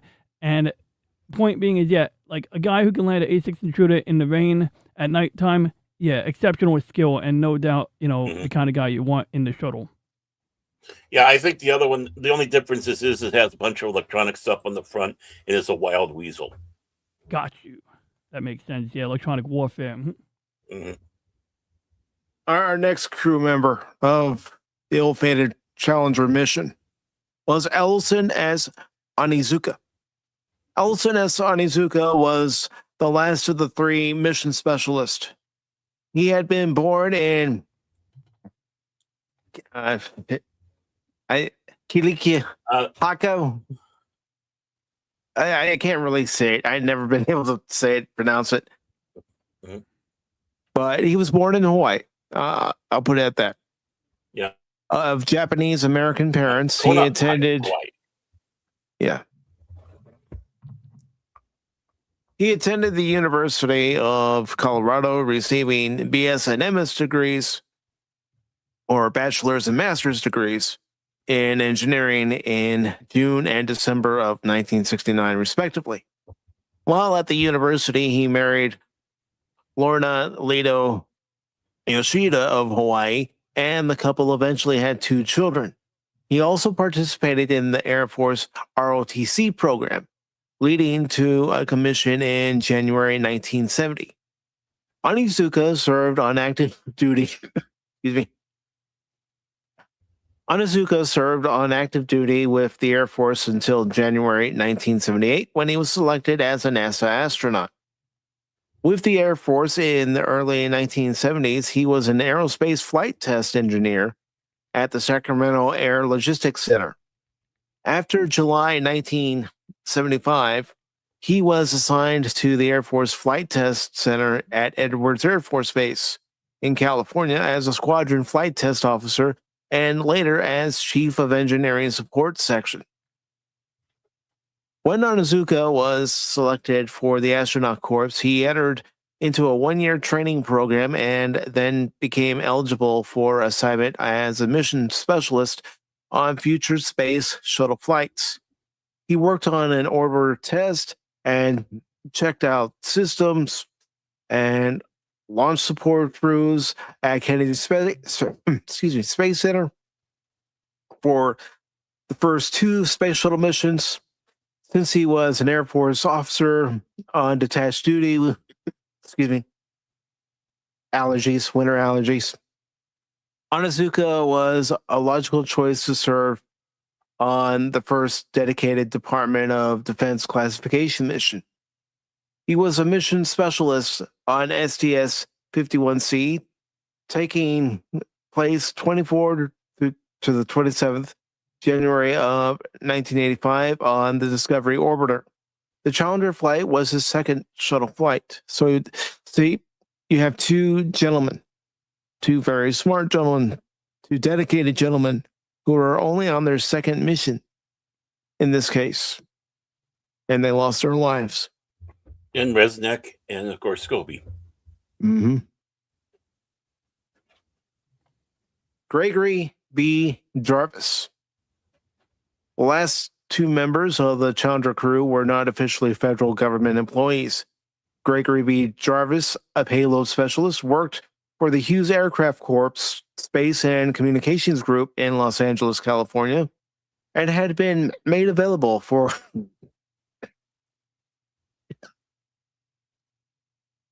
sorry, I'm gonna have to get some water after this. All right, so and had been You made want me to take available. over? Yeah, go ahead. Let me go get some water. Send me the link. I'm sending you the link, Okay. And I'll continue on. and I appreciate this, Baron. Yeah, no problem. That's what I'm here for. While he's doing that, though, it's... There you go, and I'll be right There we back. go. Muchas gracias. Yeah. Okay, so what we got here, let me get down to that position there. Scobee, Smith. Okay, so of course, we have Jarvis. The last two members of the Challenger crew were not officially federal government employees. Gregory B. Jarvis, a payload specialist who worked for the Hughes Aircraft Corps Space and Communications Group in Los Angeles, California, and he had been made available for the Challenger flight by his company. Jarvis had been born on August 24th, 1944, in Detroit, Michigan. He had been educated at the State University of New York at Buffalo, receiving a BS in electrical engineering in 1967. At Northwestern University, Boston, where he received an MS degree in the same field in 1969. And at West Coast University, Los Angeles, where he completed coursework for an MS in Management Science in 1973. Jarvis began work at Hughes in 1973 and served a variety of technical positions until 1984, when he was accepted into the astronaut program under Hughes sponsorship after competing against 600 other Hughes employees for the opportunity. Jarvis's duties on the Challenger flight had revolved around gathering new information on the design of liquid-fueled rockets. And that's him sitting down there. He is he's on the right. No, let's see. I can't tell. Let's see. Payload specialist Barbara. Okay. Okay. I think he's in the back there, in that picture. So my apologies that we don't have there. But again, another smart individual, worked hard, coming from Detroit,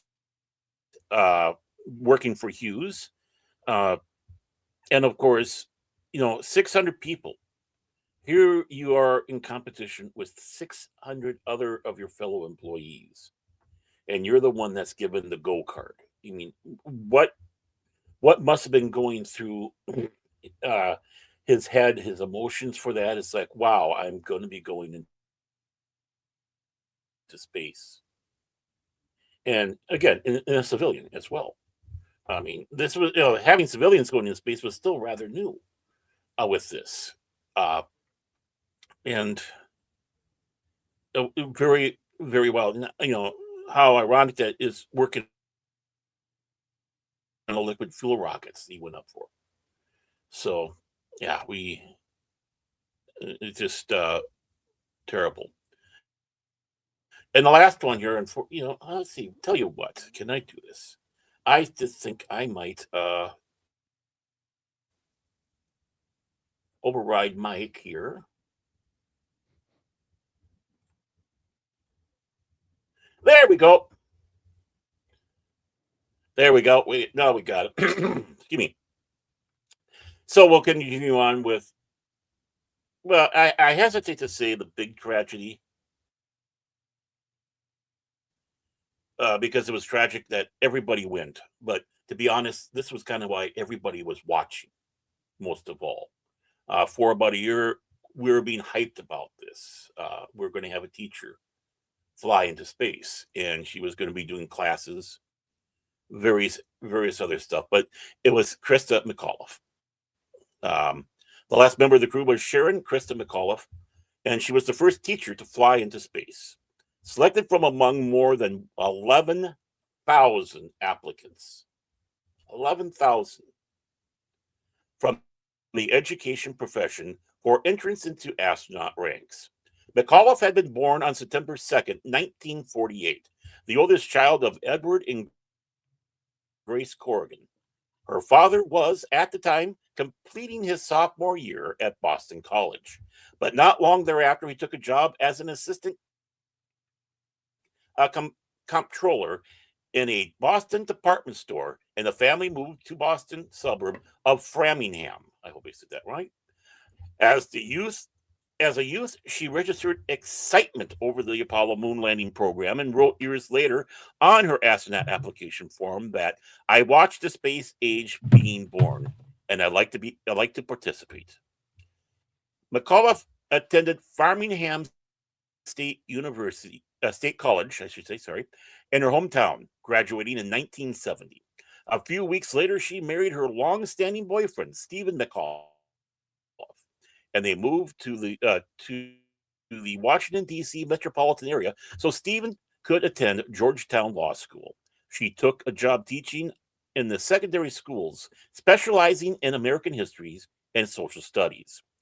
They stayed in the Washington area for the next 8 years, she teaching and completing an MA from Bowie State University in Maryland.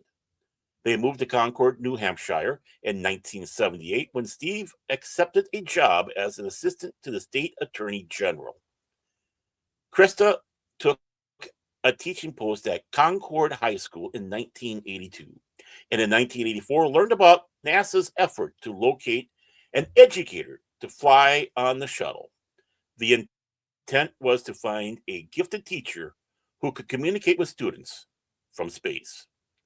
NASA selected McAuliffe for this position in the summer of 1984, and in the fall, she took a year-long leave of absence from teaching, during which time NASA would pay her salary and trained for an early 1986 shuttle mission.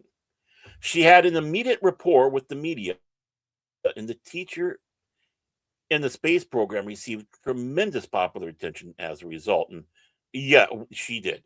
She did. America fell in love with her. There's no doubt about it. We did. We absolutely did. Teachers all over the country fell in love with her. Mm-hmm. And we're jealous too. But, that's to be given. It is in part because of the excitement over McAuliffe's presence on the Challenger that the accident had such a significant impact on the nation. And that is true. And there she is in the vomit comet. Mm-hmm. Learning, training for the zero G. And looking like she's having a good time, actually.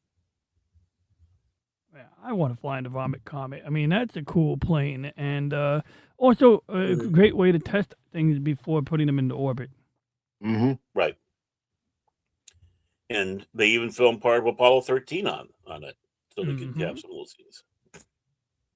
But yeah, this was, and again, yeah, and they're absolutely right. It would have been hard, impactful to the people without her. But she just brought that extra level of tragedy to break our hearts. Yes, and Tim asks, has anyone seen the Punky Brewster episode about this? I may have, but I've forgotten about a lot of Punky Brewster. I am proud to say I've never seen an episode of Punky Brewster. I only know about Catherine Brewster from Terminator 3. Yeah. Oh. But no, I've never seen an episode of Punky Brewster, so I can't say. But I think there's a few that talked about this. So is Punky Brewster like a comedy? Because it sounds like a comedy name. Yeah, it was a sitcom about an orphan girl played by Soleil Moon Frye, who lives with an older gentleman, the gentleman that played Commandant Lassard in Police Academy. That opens up a ton of comedic possibilities going up on the Vomit Comet, Yeah. But these I mean, 7 individuals are the ones we are honoring tonight. Because their impact is still being felt. Right. And and when you heard about or now that she's retiring, of the two, the ones that went up in that Boeing rocket, and you find out, oh my word, we could have almost had ourselves another incident like that with those two. And it's complete. It is complete incompetence. I mean, this was hubris. It wasn't necessarily incompetence, but it was, just they didn't. At that time it was arrogance. Let's just face it. It was arrogance on NASA's part. Right. They had the knowledge, the data. They had the warnings. They were told to postpone this flight. Yes, it was too cold. The O-rings didn't handle well in cold weather, and they knew that, and they've been told. So, and I'll be fine, and it wasn't fine. So, it is because they wanted to have that. Go ahead. F up, FUBAR. Oh no, go finish. Well, I was it's just complete arrogance and negligence on their part. Well, it's a great combination, but plus they wanted to be on time for TV. This was their big TV moment. Yeah, they were worried about image. Yeah, you don't do this for a TV. You're doing this for science. You're doing this for safety, for crying out loud. It's like, but science and safety went out the window that morning. Yeah, we can say that now, looking back at it 40 years. But yeah, how many times did that go out the window and they just got lucky? Quite a few times. There was a mission where a piece of ice struck the inside of the nozzle on the on the main engine, on one of the main engines. And just to give you like an example, like what the space shuttle main engine looks like, I mean, everyone's seen these before. These three things here. So basically a piece of ice struck inside this, because this is actually somewhat hollow, because you got like pipes of liquid oxygen or liquid hydrogen circulating around outside. So you are essentially making that bell cold so that you don't melt it from the inside while creating your combustion gases. And so there was actually a hole on the inside of it somewhere. So now it's leaking more liquid oxygen than it normally would. So they discover, okay, engine number 2, or whichever engine it was, is burning fuel at a prodigious rate. Now, luckily, that mission, they had an abort scenario where they flip a switch on the computer after discussing it with mission control, and they did what they call an ATO, abort to orbit, which is one of the contingencies they have planned. Like earlier, Mike mentioned in the article, RTLS, return to landing site. When RTLS is not an option, sometimes you have enough speed to get into an orbit, just not the orbit you originally planned. And they ended up conducting like an 8-day or 12-day mission. Everything was a success. It just, they were in a slightly different orbit than they had originally planned. But these are things that one there, I don't know if I'd blame that one on hubris, but like I said, the mission where the tiles were missing and they took a picture and the engineers on the ground got a fuzzy picture and they were like, oh, well, it looks fine. It's just an image artifact. And the guy's in orbit like, no, man, that's the missing tile. And the commander of that shuttle wrote in his biography, he was like, yeah, 1 minute before the ship blew, he was ready to give NASA mission control and NASA, the administrators, a piece of his mind. And then when it panned out, he didn't have to open his mouth. So he is certainly relieved to find out the UHF antenna was a metal plate in that particular spot on the tiles. And the thing that I want to bring to light about the shuttle, even if one of the engines went out as it's taking off, it could still return to Earth on the other two engines. And sometimes they could even get into orbit if they burn longer. Just like in the movie Apollo 13, one of the 5 F1 engines went out, and the mission control was like, oh yeah, just run the remaining engines for like an extra 30 seconds, minute, whatever it is, because that's part of why they have multiple engines. You get a little, and same thing like SpaceX, they've embraced it to an extreme, which is sort of what the Russians did. The Russians had trouble building big engines during our Apollo program because you get instability in the combustion and the way things flow. So they went for multiple smaller engines. But in more recent times, SpaceX has, revisited this methodology, and it works, especially in the, presence of modern digital computer control. You can manage things better. You can manage things under these conditions. But yeah, with the space shuttle, even there, you had some redundancy there, or at least some failover. Either you can burn for longer, or like you said, you can use one of the contingency options, including return to landing site or landing in Madrid, Spain, as you mentioned earlier too. Mm-hmm. And of course, one thing I do want to bring up now is President Ronald Reagan's speech from that night in 1986. Mm-hmm. I'm going to go ahead and hit play on that. Ladies and gentlemen, I'd planned to speak to you tonight to report on the State of the Union. But the events of earlier today have led me to change those plans. Today is a day for mourning and remembering. Nancy and I are pained to the core by the tragedy of the Shuttle Challenger. We know we share this pain with all of the people of our country. This is truly a national loss. 19 years ago, almost to the day, we lost 3 astronauts in a terrible accident on the ground. But we've never lost an astronaut in flight. We've never had a tragedy like this. And perhaps we've forgotten the courage it took for the crew of the shuttle. But they, the Challenger 7, were aware of the dangers, but overcame them and did their jobs brilliantly. We mourn 7 heroes: Michael Smith, Dick Scobee, Judith Resnik, Ronald McNair, Ellison Onizuka, Gregory Jarvis, and Christa McAuliffe. We mourn their loss as a nation together. The families of the 7, we cannot bear, as you do, the full impact of this tragedy. But we feel the loss, and we're thinking about you so very much. Your loved ones were daring and brave, and they had that special grace, that special spirit that says, give me a challenge, and I'll meet it with joy.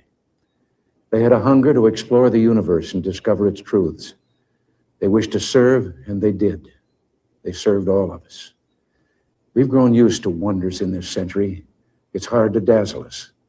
But for 25 years, the United States space program has been doing just that. We've grown used to the idea of space, and perhaps we forget that we've only just begun. We're still pioneers. They, the members of the Challenger crew, were pioneers. And I want to say something to the school children of America who were watching the live coverage of the shuttle's takeoff. I know it's hard to understand, but painful things like this happen. It's all part of the process of exploration and discovery. It's all part of taking a chance and expanding man's horizons. The future doesn't belong to the faint-hearted. It belongs to the brave. The Challenger crew was pulling us into the future, and we'll continue to follow them. I've always had great faith in and respect for our space program, and what happened today does nothing to diminish it. We don't hide our space program. We don't keep secrets and cover things up. We do it all up front and in public. That's the way freedom is, and we wouldn't change it for a minute. We'll continue our quest in space. There will be more shuttle flights and more shuttle crews, and yes, more volunteers, more civilians, more teachers in space. Nothing ends here. Our hopes and our journeys continue.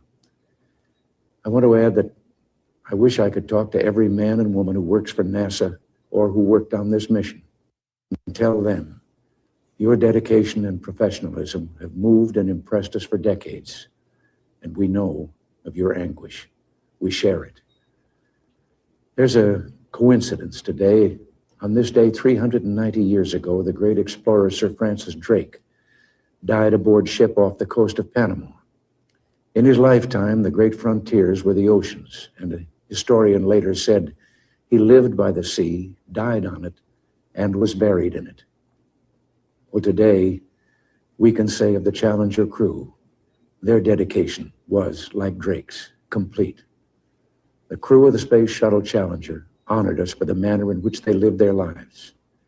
We will never forget them, nor the last time we saw them this morning, as they prepared for their journey and waved goodbye and slipped the surly bonds of earth to touch the face of God. Thank you.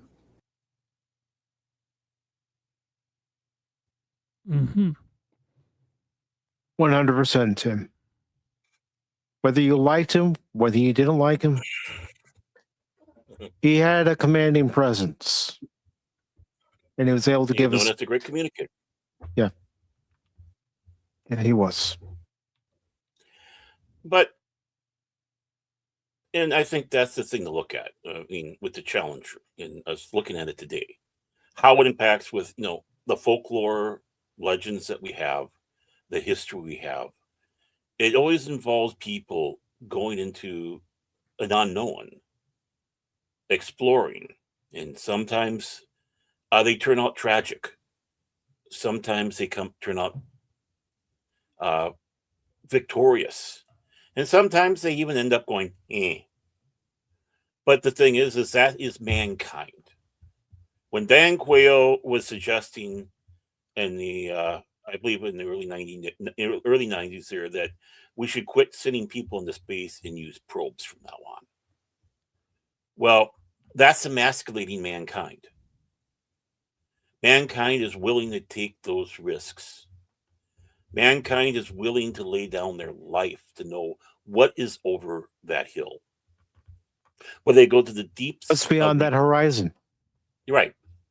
Whether it's going to the depths of the earth, which is just as dangerous, are exploring into areas that, let's face it, they're incredibly, dangerous. Climb a mountain. Why do you climb a mountain? Because it's there. Why do you go under the sea? Because it's there. There's got to be something we can learn. And now the next hill that we do have is space. And which is why things like the original Star Trek series grabs us so. Because it's like, it's the final frontier. Well, we are taking these explorations, and we know they are dangerous. We know that in the future people will die, and that's unfortunate, especially as more and more gets shot up into space. It's like your odds start changing a little bit, and the losses that we already had, stuff we know, and you can tell right there. Reagan's little jibe to the USSR about everything of ours is up front. What you see is what you get. We don't hide. Because remember, this was in the middle of the Cold War. Right. This is what freedom's about. We do show this. This isn't a weakness. It's a setback. And in the end run, it makes us stronger. So, like I said, me being irritated the fact that through sheer incompetence, we almost lost 2 astronauts who had to stay in space for how many weeks, and it took Elon to bring them back down. While we had a president that sat back and said nothing, did nothing for optics again. That's not right. That's not what you do with these brave explorers. And yes, it's bravery. Go and live in a tin can for half a year, or if not a full year. Recycled air, trying to figure out where the hose goes so you can go to the bathroom. How do you take a shower without, making the whole place a giant Sea World? Right? How do I'm going to eat this paste now. Lovely paste. I think it's turkey flavored. Think about the sacrifice that they're. Then when they come back, they literally almost have to learn to walk again because of being in the low gravity of space for as long as they have. Right. They try whatever they can to help keep it from happening, but it still happens.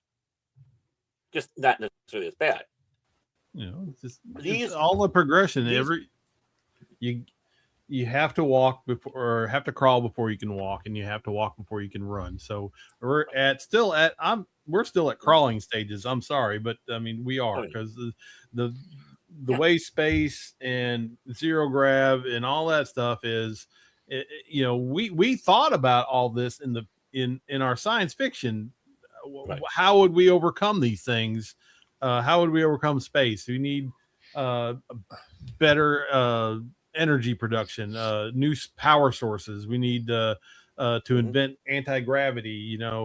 Just lots of different things in order to survive out there. And we're not even a fraction of the way there. No, we're just beginning. we're still an embryo. I'm not even going to go sit back and say that we're even crawling right now. We're an embryo. Yeah, pretty much. When it comes around the whole thing, I mean, the object that's made it the furthest out is Voyager 1, and followed by Pioneer 11, and then coming behind it is Voyager 2. I mean, and these are just probes launched in the 70s, right? Yeah. And it's something to crow about. It is something because it is a step. This isn't a little step that was done. This is a major step in the fact that they've been working for so long when they figured, we won't hear anything from them. And all of a sudden, hey, this is Voyager. I just wanted to sit back and ask, how's Kelly doing? Or whatever. They get some sort of signal, right? Or even the fact of what we're able to do on the moon with the rovers, the little rovers running around and stuff like that, because, you're dealing with, it depends on where the orbit is, minutes of delay. And if Mars is on the further side of the orbit, it's going to be even longer than that. We're still an embryo. Mm-hmm. We're still growing, but it doesn't mean we stop.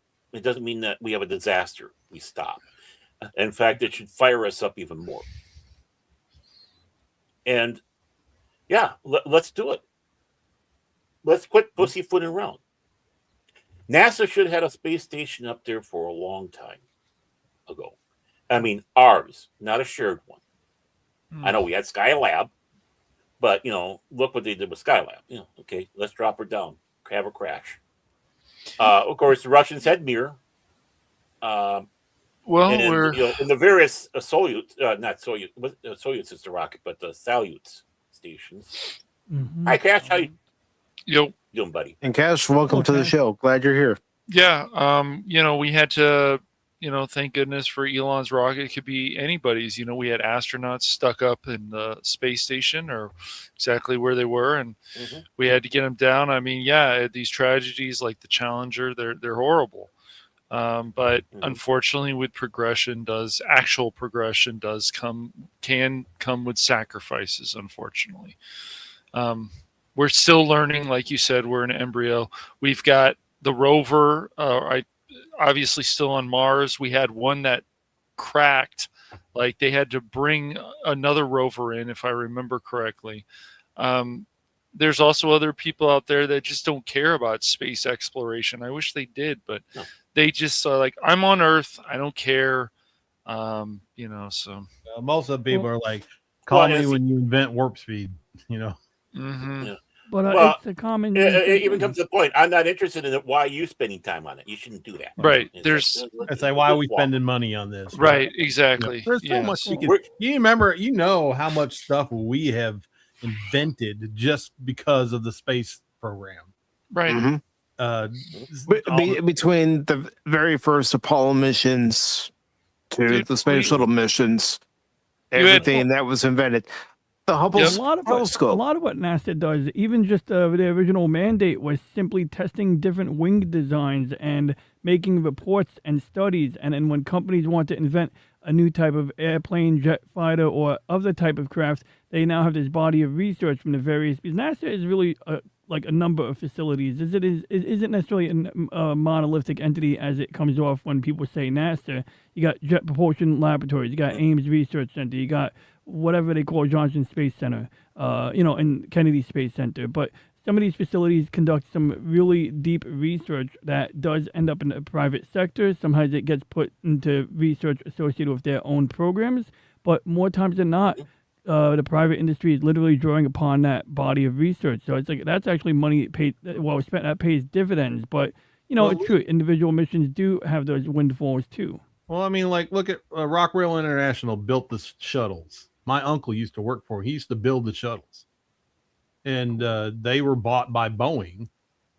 Mm-hmm. And look at, they're not doing so well right now. But, but, for a number of years they were. Great advance. Boeing, right. Boeing used to be a powerhouse. There's obviously some people that they've been hiring recently, and I think this is why they're running into these problems. Well, you could say that Boeing was a powerhouse. McDonnell Douglas was a powerhouse. Yes. Mm-hmm. I would still say Boeing is a powerhouse, but luckily their military division is a little bit separate from their civilian aircraft production division. That's why I'm not really worried about the F-47 NGAD that they're working on. But yeah, I mean, definitely there's been a lot of incidences, right? We know about the door falling off, the basically prioritizing profits over safety. I mean, just basic stuff. Yes. Yeah, Team EDI that was in charge of that. Yeah. And that's just it. They were. That's why. That's what them kind of having their falling star is why now it's Airbus. Everybody's wanting to clamor for the Airbus. But yeah, Boeing was a passenger, a real powerhouse. You knew it was a You knew this was a quality. Same thing with McDonnell Douglas, and and they're fighting with each other. We got the DC-10. Oh, we got the MD-11. Looks just like yours, but sleeker. It's that sort of thing, and that keeps the competition, keeps that invention going. That what can we do to make it better, faster, safer? And even this tragedy of the space shuttle, we learned things for the next generation. That's right. And tragedy does do that. Bad things do help advance society. Just sometimes more than good things. I really hate to say this because it's a learning experience.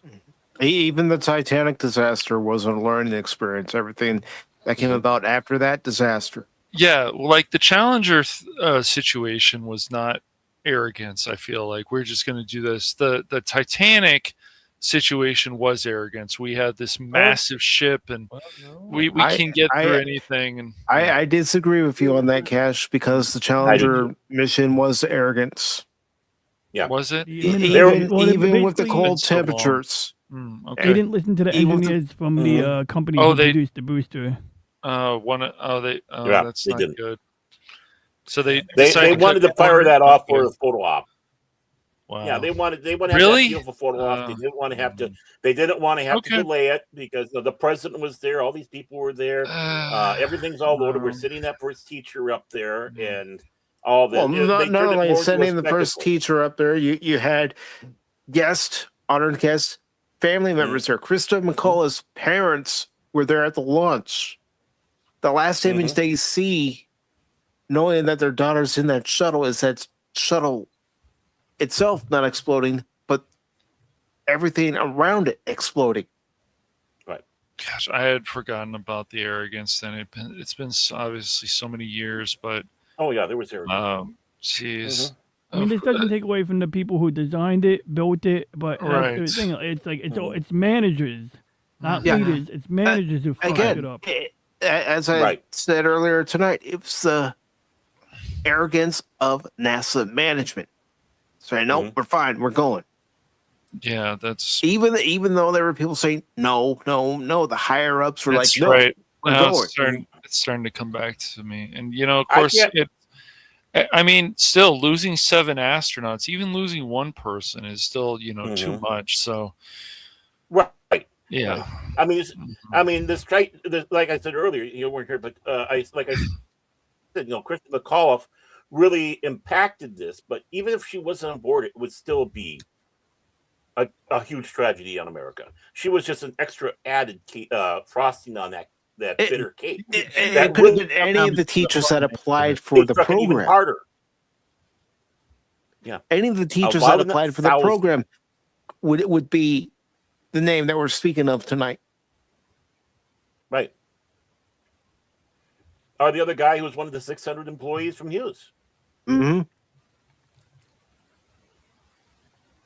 I mean, I don't get me wrong when I sit back and say this. Can you imagine how many of them were sitting there going, "Oh my God, that could have been me"? I know I would have been there. There's video out there showing the reaction of people who were there at the site of the launch. A few hundred yards, more than 100 yards from the Kennedy Space Center. And the looks on their face, the reaction on everybody's face. Disbelief, dismay. Yeah, you saw the immediate emotion change from elation to shock. It's like, it happened. It's like, their brain freezed, rightly so, Mm-hmm. right? That's just human, a human condition. And then it starts hitting them. Oh my God, that thing blew up. That was my daughter. Right. Yeah. That was my brother and sister. That was my husband. That was the father of my children, the mother of my children. Mm-hmm. Yeah, when I was 5 years old and we were watching a documentary, or 6 years old, that's exactly what my parents explained to me while watching the people, watching the thing go up. Mm-hmm. Yeah, I think McAuliffe's parents were with Reagan. No, they were there in Florida. Her parents were there in Florida. Yeah, Reagan was down there. Reagan was down there, if I remember right. Reagan took the flight down to see the launch.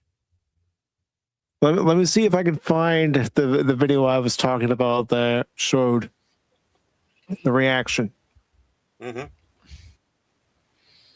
Also, it looks like I pulled up some old what is this, Live Now, and here's John Glenn talking in 85. Yeah. I put a link from NASA's website that has a list of other links about the press kit. It's got the Rogers Commission report. It's got the Challenger bibliography. Sorry. Oh, was a tongue twister. The fate of the okay, I Challenger was crew. wrong. He wasn't. The voice recorder transcript, and that's fine.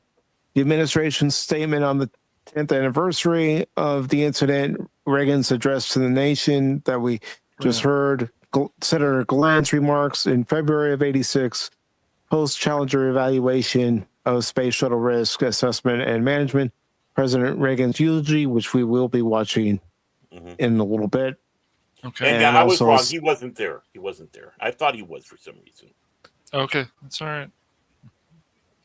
Okay, I've got a video which I'm gonna bring up that will show the live reaction.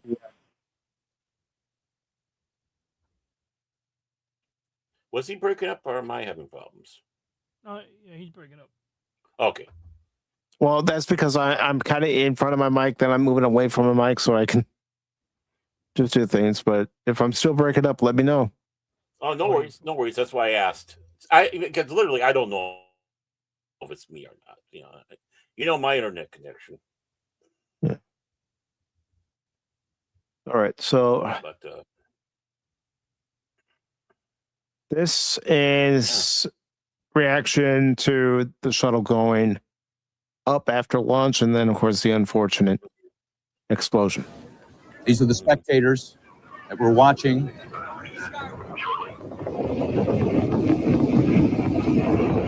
Engines at 65%, 3 engines running normally, 3 the fuel cells, trigger APUs. Velocity 2,257 feet per second, altitude 1.3. This is raw, unedited video, just sent via satellite.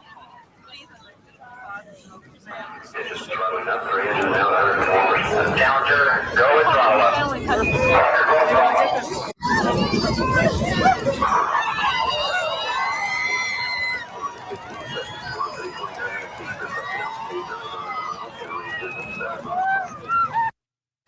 And you hear some people screaming, some people clapping, because, again, like it was said earlier, especially in that news report, people thought this was just part of the routine of the shuttle going up. Mm-hmm.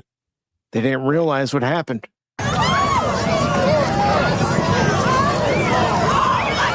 And Christa McCullough's mother and father.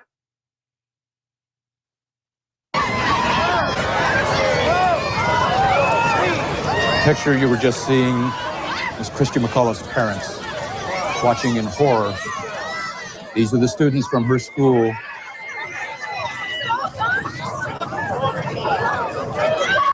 But now you see the realization setting in, people realizing Something's wrong.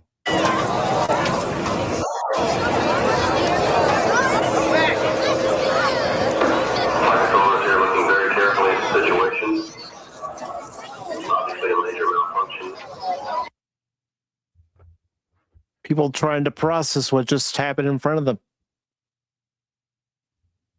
And then what then would you hear any of obviously us a major malfunction.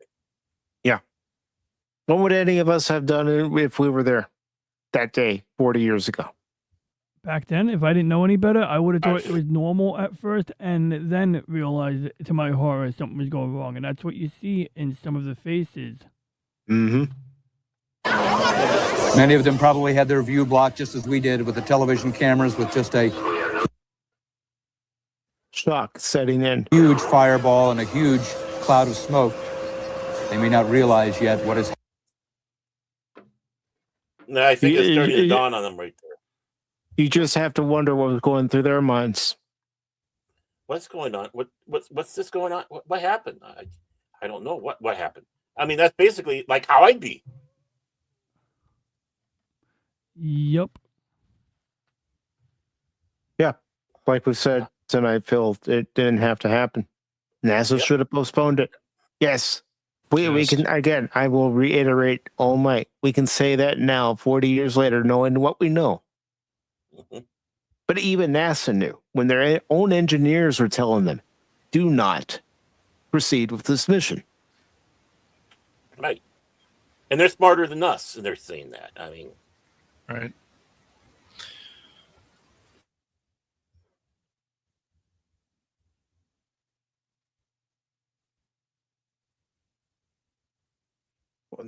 NASA, they were up their own buttocks. They were. Yeah, they're a government. I'm trying to keep it clean tonight. And I know. I mean, but they're a government agency. Remember what Reagan said? The most frightening words are, "I'm from the government. I'm here to help you. I'm from the government. I'm here to run your space race." You know. Yeah.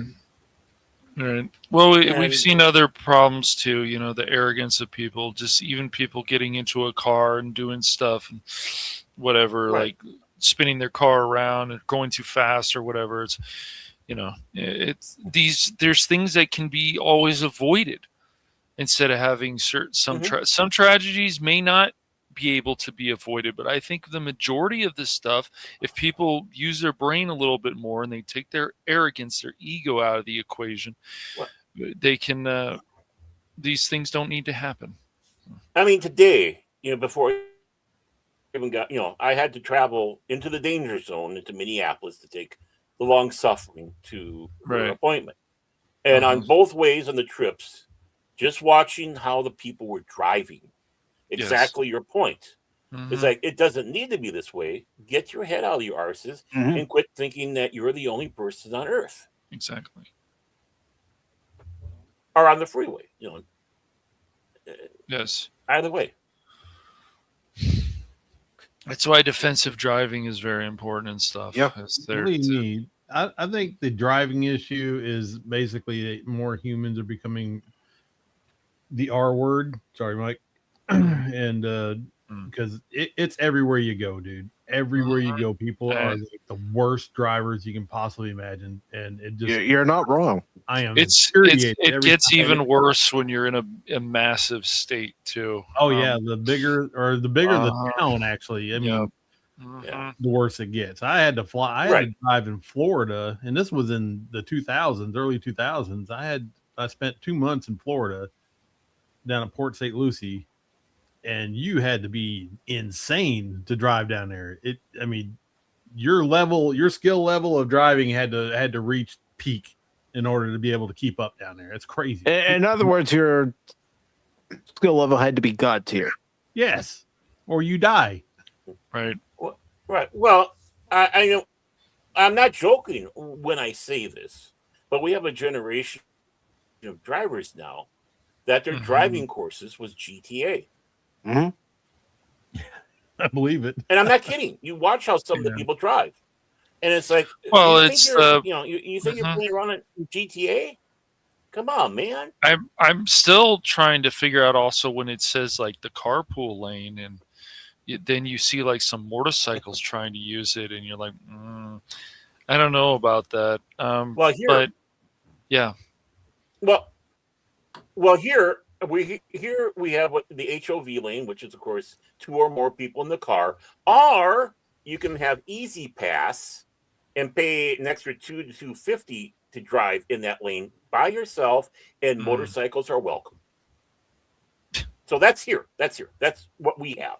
It doesn't mean that's the same everywhere, but No, it just if it's called a carpool lane, carpool, not motorcycle lane, but a lot of it's crazy too. I mean, we're still even at this day, because of the way people drive, we're still seeing fatal accidents.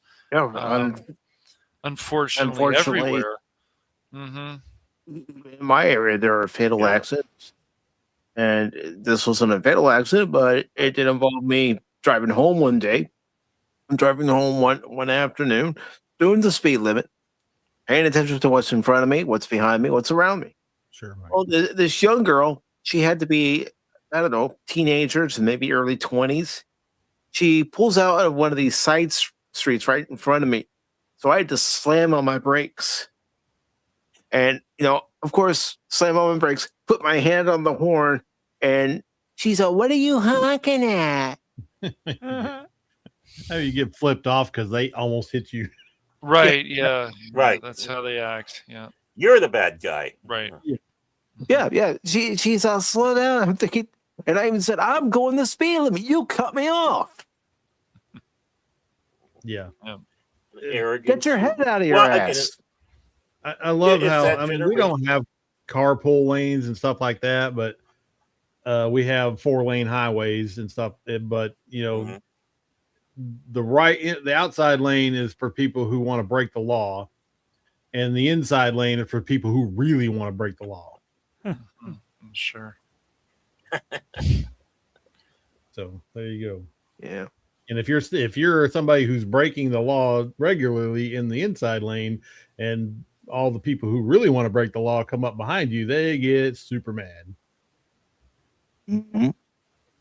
Well, here in Minnesota, we have even a around 5-lane major highway coming in from Somalia, and a dirt road leading out of the state. So it tells you something.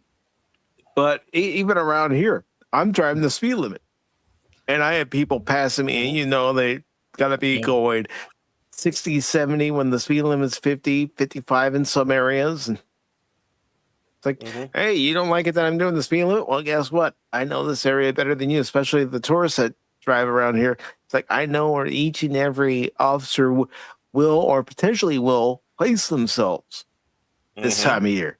And even in wintertime, I know where they're at. Sometimes it's better to drive slow, because Go ahead. Go on. Because it just can help with the risk factor.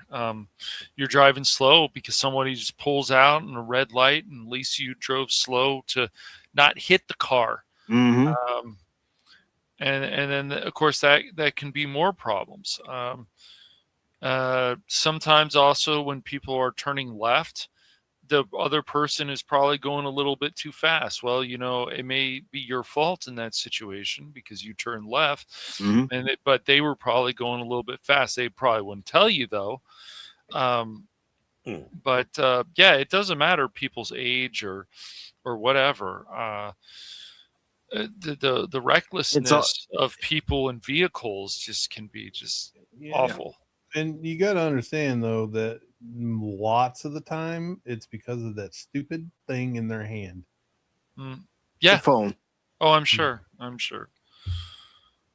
So they can't put it down for more than 5 seconds. Somebody's texting me. I got a notification. Somebody's on Facebook or Twitter. Or blah blah blah. You got to. I mean, how many people do you hear about, especially nowadays? They're streaming while they're driving. Yeah. Oh my God! I've seen people. While I'm driving. You ever see the girl who crashed while streaming?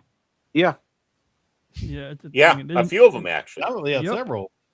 Oh yeah. And for me, My eyes are on the road. I'm not looking at my phone. I'm not looking at anything else. My hands are on the steering wheel. I'm looking in my mirrors. I'm looking in front of me at all times. Free devices. Unless I'm or looking at the whatever. map. Yeah. Right. The map or the hands-free devices. That's why it's important to have those. And even the radio can be obviously very distracting. Sometimes it's better to turn it down, and especially if you're feeling tired and you're in the car and you've been driving for a while, and it can take a toll on you pretty quickly. Roll down the windows, turn on the radio, or so pull over to the side of the road for a little bit. Well, to a rest stop, Exactly. and like Right. Anonymous said, take a power nap and. Yeah, exactly. And this is the one thing, and this is why I hate all this draconian focus on only one type of thing. Mm-hmm. Actually, more accidents with death and being involved are because of people who are overtired, not because they're intoxicated or under the influence. Being tired And is the thing is equivalent to being drunk. Exactly. Sorry, I just wanted Exactly. Mhm. Well, yeah, you're absolutely right, DJ. 100%. The body chemicals and such like that, how they're trying, get through. It's like the equivalent, even right down to your reaction, and you're passing out. It's like, but you know what? They don't. Do you ever really hear much about that? No. Oddly not. And it's very weird. I saw a clip from Better Call Saul when the blonde lady was driving, and that's exactly what happened. Like, she's driving, dozes off, and in a blink of an eye, she's in a ditch. She survived. She didn't get injured, but it was just like, and then I read the comments, and people were like, that's exactly what it was like when it happened to me. And I just found that kind of enlightening. It's weird how, because, it imitates real life. If of these, doing a lot of research and imitates real life. Yeah, I've seen a video of this girl. She's driving a rental car. And she's not paying attention to the road. She's too busy texting on the phone as she's driving, and she loses control, gets into a dish, and hits a mailbox, and then screams like an infant child. It's like, well, if you were a responsible person, you put down that phone, and you were paying attention to the road, and maybe not driving so fast, an accident wouldn't have happened. Yep. Because they're so concerned about, I'll get this content. Oh, look at this. I can do this. That's great and all, but, you still need to be responsible. And that's why, just like the Challenger, just like some of these other incidents, Columbia, whatever, there's obviously some recklessness, that leads to these potential horrible tragedies. And it still comes back to, I'm going to tell you a little story. It comes back to no, I got this. It's arrogance. That's right. Like I used to do a rural paper route, and it's not like on your bicycle where you're driving around, you're pedaling around. You weren't paper boy? Or No. You would go in your car and you would deliver the newspapers from your car. And I thought it was a Ford tractor. Well, that too. You take whatever you got.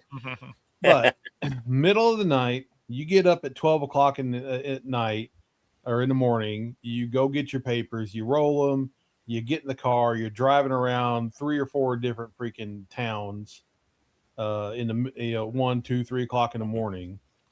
Most of the time you're used to it. You sleep during the day, blah, blah, blah. You're up at night. It's a night owl job.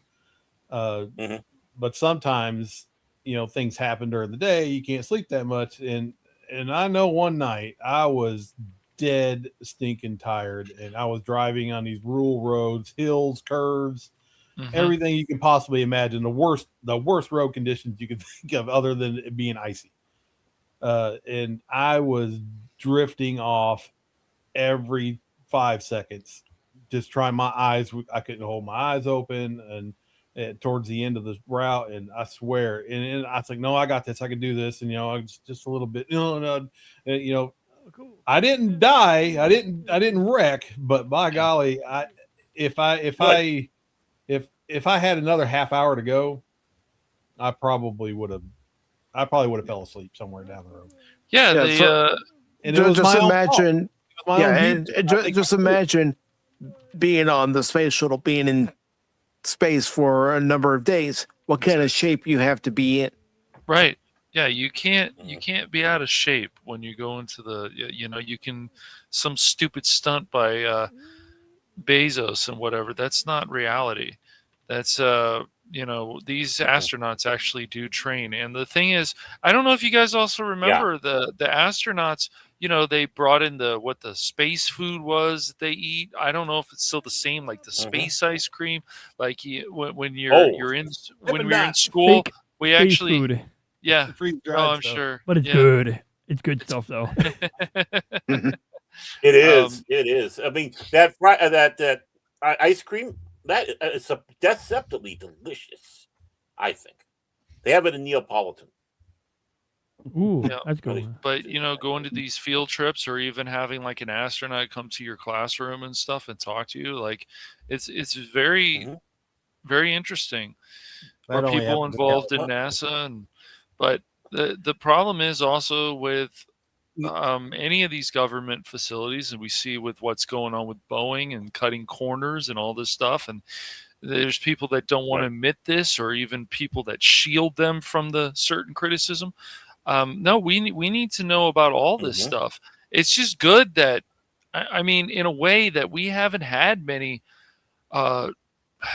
tragedies with space exploration, space. I mean, we had the Columbia, of course. Before that, obviously the Challenger that we talk And a lot about. Apollo 1. Apollo 1. Unfortunately.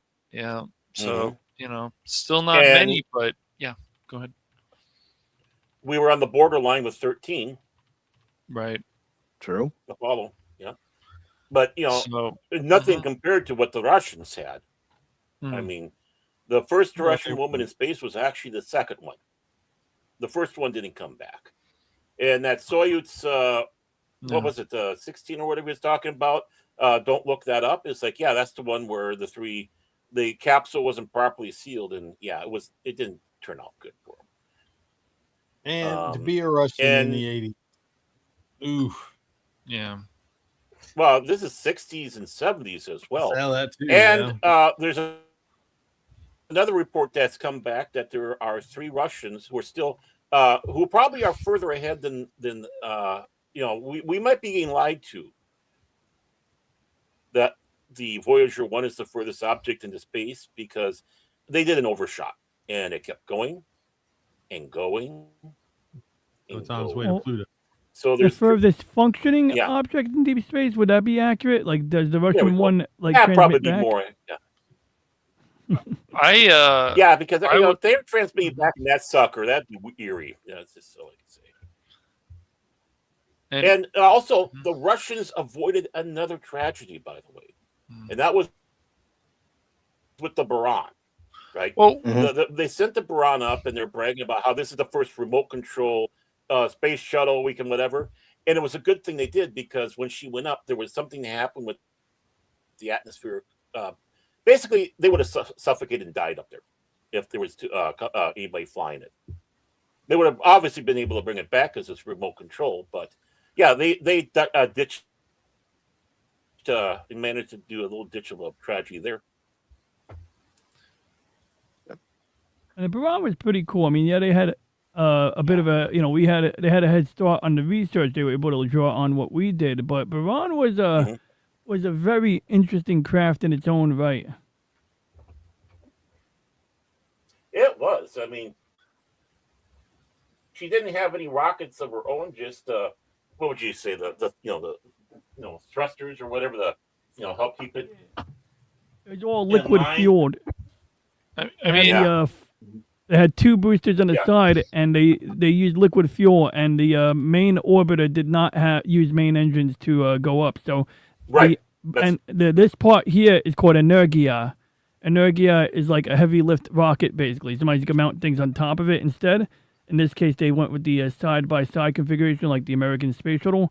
But yeah, it's like it looks like a space shuttle from this angle, but it is like a completely different way of handling the launch portion of it. Right. Exactly. And I guess, DJ, that like things like the space station, we don't. I don't. The most thing I've been hearing about, I don't know about you, DJ, but is about, of course, the rockets that Elon is doing, because of course NASA is like important, but they're doing other stuff, as we were talking about that other stream, DJ.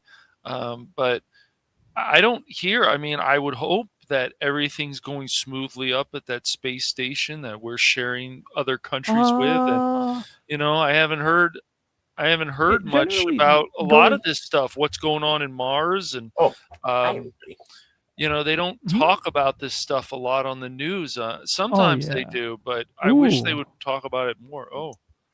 Let's not forget the little.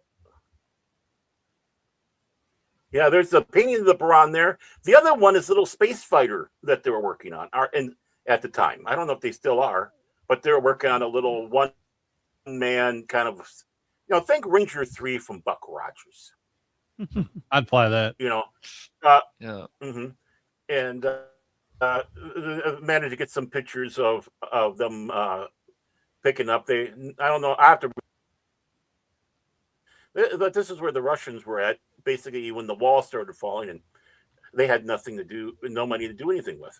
Wow. This is, of course, from the book, The Soviet Manned Space Program. Obviously, it's very out of date now. Unless you're dealing with the Soviet part of it. But yeah, they got a lot of nice things, including cutaways of everything. I love this book. No, I mean, Russia was very much, let's throw caution to the wind, because they really wanted to get up there before us. And of course, and it could be any country. They don't care about life. Right. Yeah, and they didn't have any really care, Chernobyl. about life. People were cannon fodder. Yes, Chernobyl was a horrible disaster. It's a bad combination when you don't care about your people and you suck at building stuff. Yeah. Well, that's kind of the funny thing. The one thing in the space program Soviet Union / Russia can do is make something tough as hell. But they can't make it functional. Well, you got the functionality issues. But, like Mir and all that, that could take a beating. And, it wasn't such a fragile thing. Same thing with the other craft. I mean, they're still using the same type of craft that they did back in the 1960s. Yeah. Still using Soyuz, which is it's like not a bad vehicle, but it is old AF. And I mean, they've upgraded it, over the years. So it's not like it's completely 60s tech. But just to give you guys a diagram here, let me see if we can find a basic, we got a couple of different ways that we can look at Soyuz. But essentially, I once went to a museum and saw this. So this bell right over here, that's the capsule that re-enters the Earth. This part here is equivalent to what the service module on the Apollo program, where you could stick payloads, or in this case, you got your tanks, you got some engines, and I guess this part's also a crew compartment, although, bottom line, crew compartment and re-entry component, and then you got your support components. You got solar panels attached to the service module element here, so that's where your power generation comes from, but it's the same basic design from since the 60s. Absolutely right, Baron. Right, yeah, exactly. I mean, they're tough as hell. I mean, there's no denying that part at all. I mean, I could grab my book again and show the cutouts they have on there of that. But even their salutes, that they put up there for space stations as well. They had, I can't remember how many quote unquote space stations they had before Mir. And then, of course, Mir. And, sometimes they destroy these things. It's like, don't they have more life than that? It's like they're already talking about taking down the ISS. It's like, excuse us, we were told that the ISS was supposed to last a hell of a lot longer than what you're saying. Mm-hmm. Yep. Why? Well, and it's a real trap. Like I can understand. I've heard the case being made that like the outside coatings get affected by UV, the structural elements get affected by vibration, and all of that stuff. But like one of the parts of the ISS, I mean, the last part that got launched was the Kibo module. This is the Japanese experiment module. This is the Japanese logistics module. It's like a storage area. It's also got computers inside. And then this is the exposed experiment platform. And this is probably one of the largest things that was ever launched on a single space shuttle mission. But I believe it took 2 missions to launch it, but maybe 3. But the idea is you got a little airlock here. You can put your experiments on a little turntable, slide them out into the vacuum of space, use your robotic manipulator arms to position it on these platforms. So you might say, hey, I want to know what happens to nylon stockings if I leave them exposed to the vacuum of space under sunlight and maybe even under shadow. And you can leave it there for 6 months, a year. And yeah, I know I used a funny example. And there's been other experiments where we've done this before, but this is cool because now, Japanese industry and even our industry can, utilize this as another resource. In my opinion is, this should be separated and put onto like whatever upcoming station they have planned. But this one gets its water and air supply from the American, what is it? Not the Unity module. I forgot the name of the American portion, but it gets its oxygen and water. Water is really important in space. During Apollo 13, when they were conserving water, it wasn't for drinking. I mean, yeah, they drank water, but they had to conserve the water for drinking because the electronics require water to be cooled in space. Mm-hmm. I only chuckle because there can be probably a very useful experiment with nylon in space because they're wanting to. What can we do with nylon that can help us with whatever, and do experimentation? And the only place you can do it up there, so it's perfectly plausible they could do that. And the American spacesuit was made by basically the ILC Dover was a division or had a major, they drew upon the talent from Kotex or the company that makes tampons. Yay! Oh, okay. Wearing a giant tampon to space. Nice. But no, there's certain skill sets that overlap, and the types of people who work on that and the type of material sciences that go into it apparently were applicable here. And perhaps advancements made in that field of making a spacesuit ended up making better tampons too. Well, you never know. Well, I'll leave that to the ladies to decide. But this is also another thing that can happen with more of the tragedy. I mean, with Boeing and other stuff that used to be a powerhouse, especially with aviation. Like DJ said, the military part is a bit different, which is good, but aren't these companies, especially with people's lives in their hand, the best and the brightest? Even with that helicopter tragedy and some of this other stuff where it's just too close knit. These are problems that should have been fixed years ago. And so we blame one person or we blame some administration for this thing where this could have been fixed years ago. Like there should not be this. With, as you guys know, with that helicopter and that plane, as you know, there are things that are swept under the rug. It's like you sweep it under the rug, people will ignore it, and they'll forget about it. Airplane. There needs to be enough runway, enough room for all these planes and helicopters, whatever's on that tarmac, whatever you want to call it. Because those are things that can actually have problems. And if the people aren't flying them properly and you find out, well, was this person have the qualifications? Were they hired? I don't care who they were. And we see more and more, those can obviously cause tragedy real fast. So, yeah. The one thing, quick. though, is... Real quick.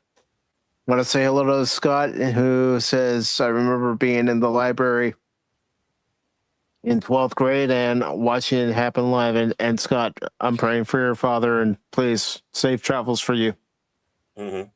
Yeah. The thing is, I take a look at that module and the experimentation. How many of us here are now thinking of a possible future Godzilla movie? Right there in the station.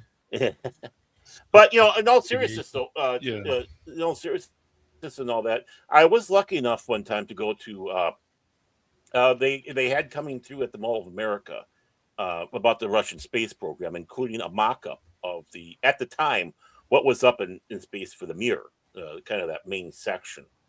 And they had it off to the side, a little tilted off to the side, and they're trying to do little tricks to make it give an illusion that you were floating in space or in space. But it's like, my God, how big it is. I'm kind of claustrophobic, but going through there, having a nice talk, boy, it's like, showing the stuff off with what they have with that Mir station. I mean, I felt myself absolutely lucky to do that. Then going down to Florida one time, and I went to one of the the museums that they had there, off of Canaveral, and they have, of course, John Glenn's Gemini in there, and you look in there, it's like there's no way in hell I can fit in that. No way in hell. How can you? It's like, boy, these guys were small. Mm-hmm. And you take a look at the spacesuits and such, and it's like, holy calamities. First of all, you've seen someone that's gone into space and come back, and gone into space with someone who was far braver than you will ever be, and the like. And it's like, oh my God. Wow. You just jogged my memory. I don't know how in the world I missed this. My uncle, I told you a while ago, my uncle worked for Rockwell International. We went to visit him when we were kids in California, and I had completely wiped off my memory that we went to go through the museum part, and we went through these. We got to see the not the lander, but I think that was there too. But the whatever you call the pod there, they come back to Earth in. Capsule? Yeah, the capsule. Yeah. They had those in there, and we got to walk through one, or climb through it. I can't even believe I forgot that. Thank you for putting that in my head. Mm-hmm. No, you're welcome. You're welcome. But when you take a look at it and you start thinking, this thing was stuck on top of a Roman candle. You're sitting there and you have how much TNT worth underneath your butt. And then you're getting shot into space at high G forces. And the noise, everything. And at a moment, you could be gone. But unfortunately, 40 years ago, that did happen. Yes. And at this time, gentlemen, I would like to bring up brave, crazy, or both. And at this time, ladies and gentlemen, I would like to bring up Ronald Reagan's eulogy, the crew of the Trell. Okay.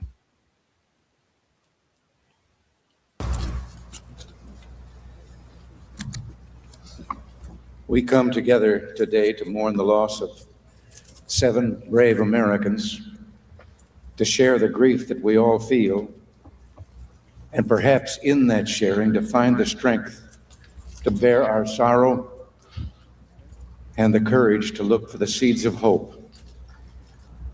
Our nation's loss is first a profound personal loss to the family, and the friends and the loved ones of our shuttle astronauts. To those they left behind, the mothers, the fathers, the husbands and wives, brothers and sisters, yes, and especially the children. All of America stands beside you in your time of sorrow. What we say today is only an inadequate expression of what we carry in our hearts.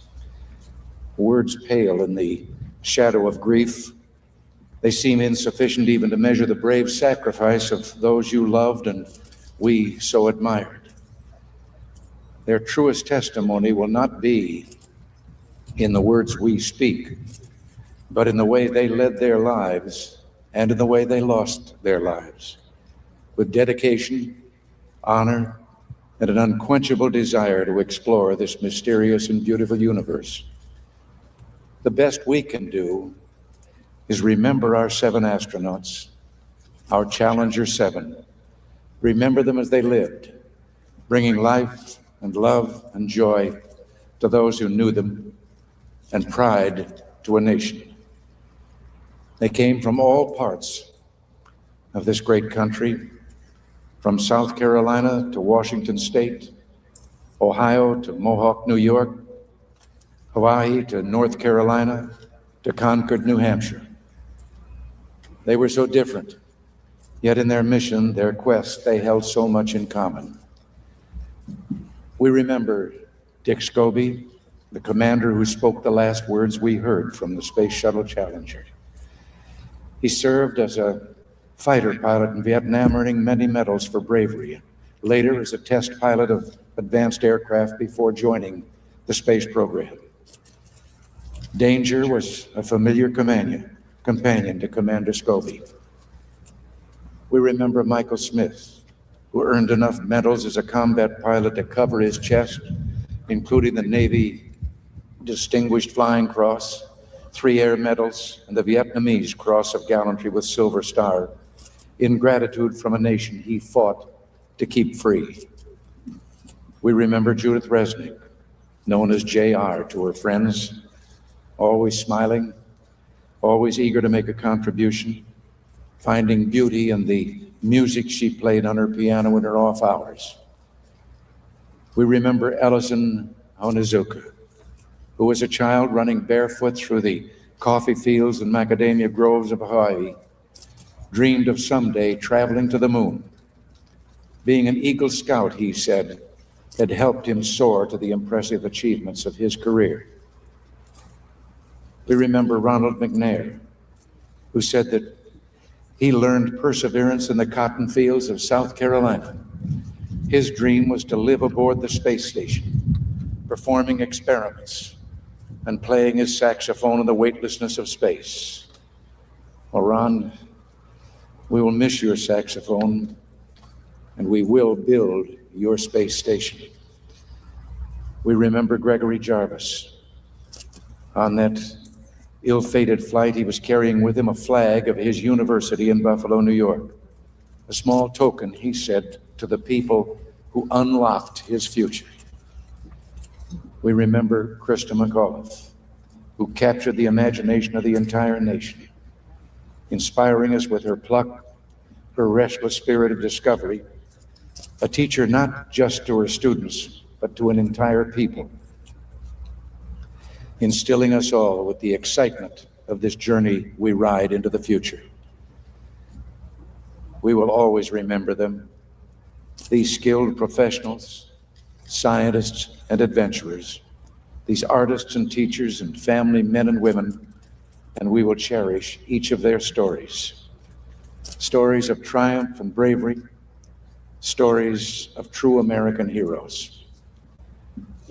On the day of the disaster, our nation held a vigil by our television sets. In one cruel moment, our exhilaration turned to horror. We waited and watched and tried to make sense of what we had seen. That night, I listened to a call-in program on the radio.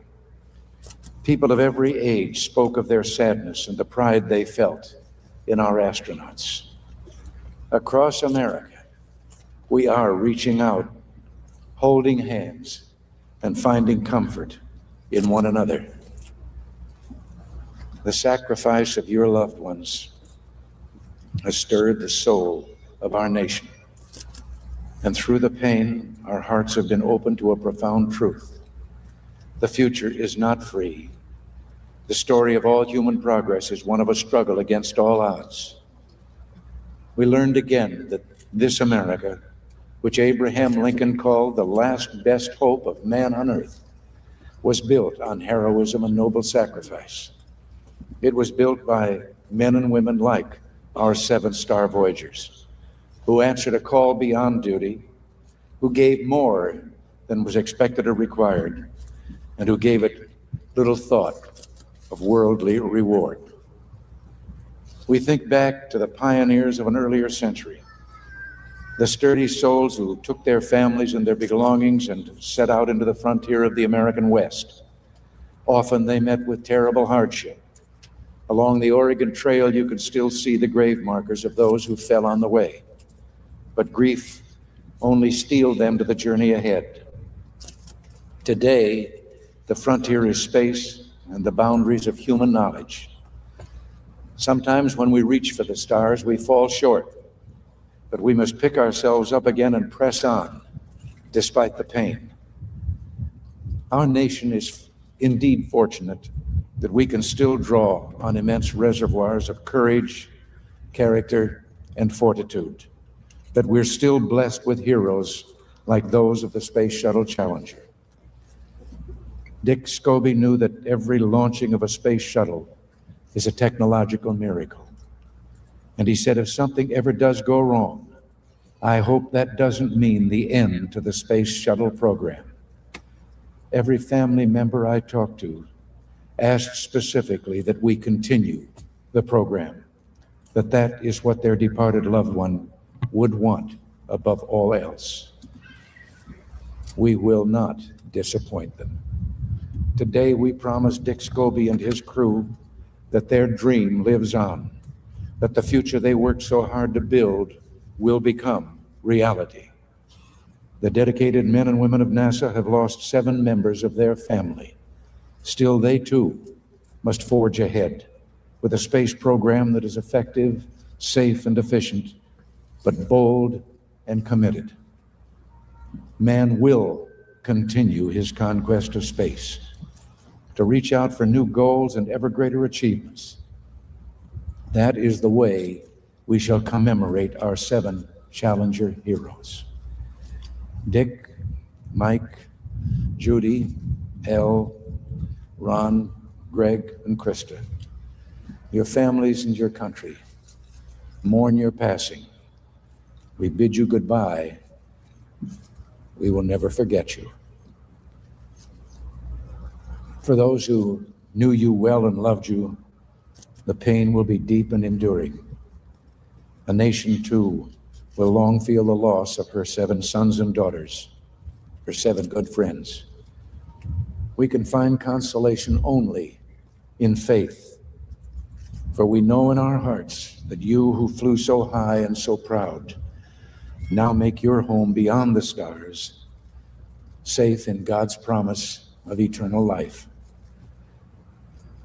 May God bless you all and give you comfort in this difficult time.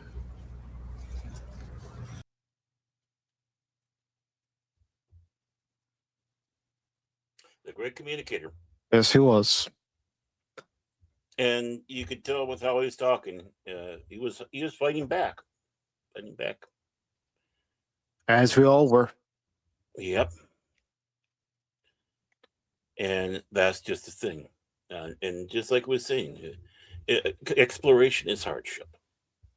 Magellan left with 4 ships. Only one came back, and he wasn't part of it, the return. Of course, Drake, Cook, all these other explorers that you had out there, trying to find out what's on the other side, what's over the horizon, what is there, the insatiable curiosity, not the BS that we're being force fed now with crap about these people that were making great strides to learn about the world.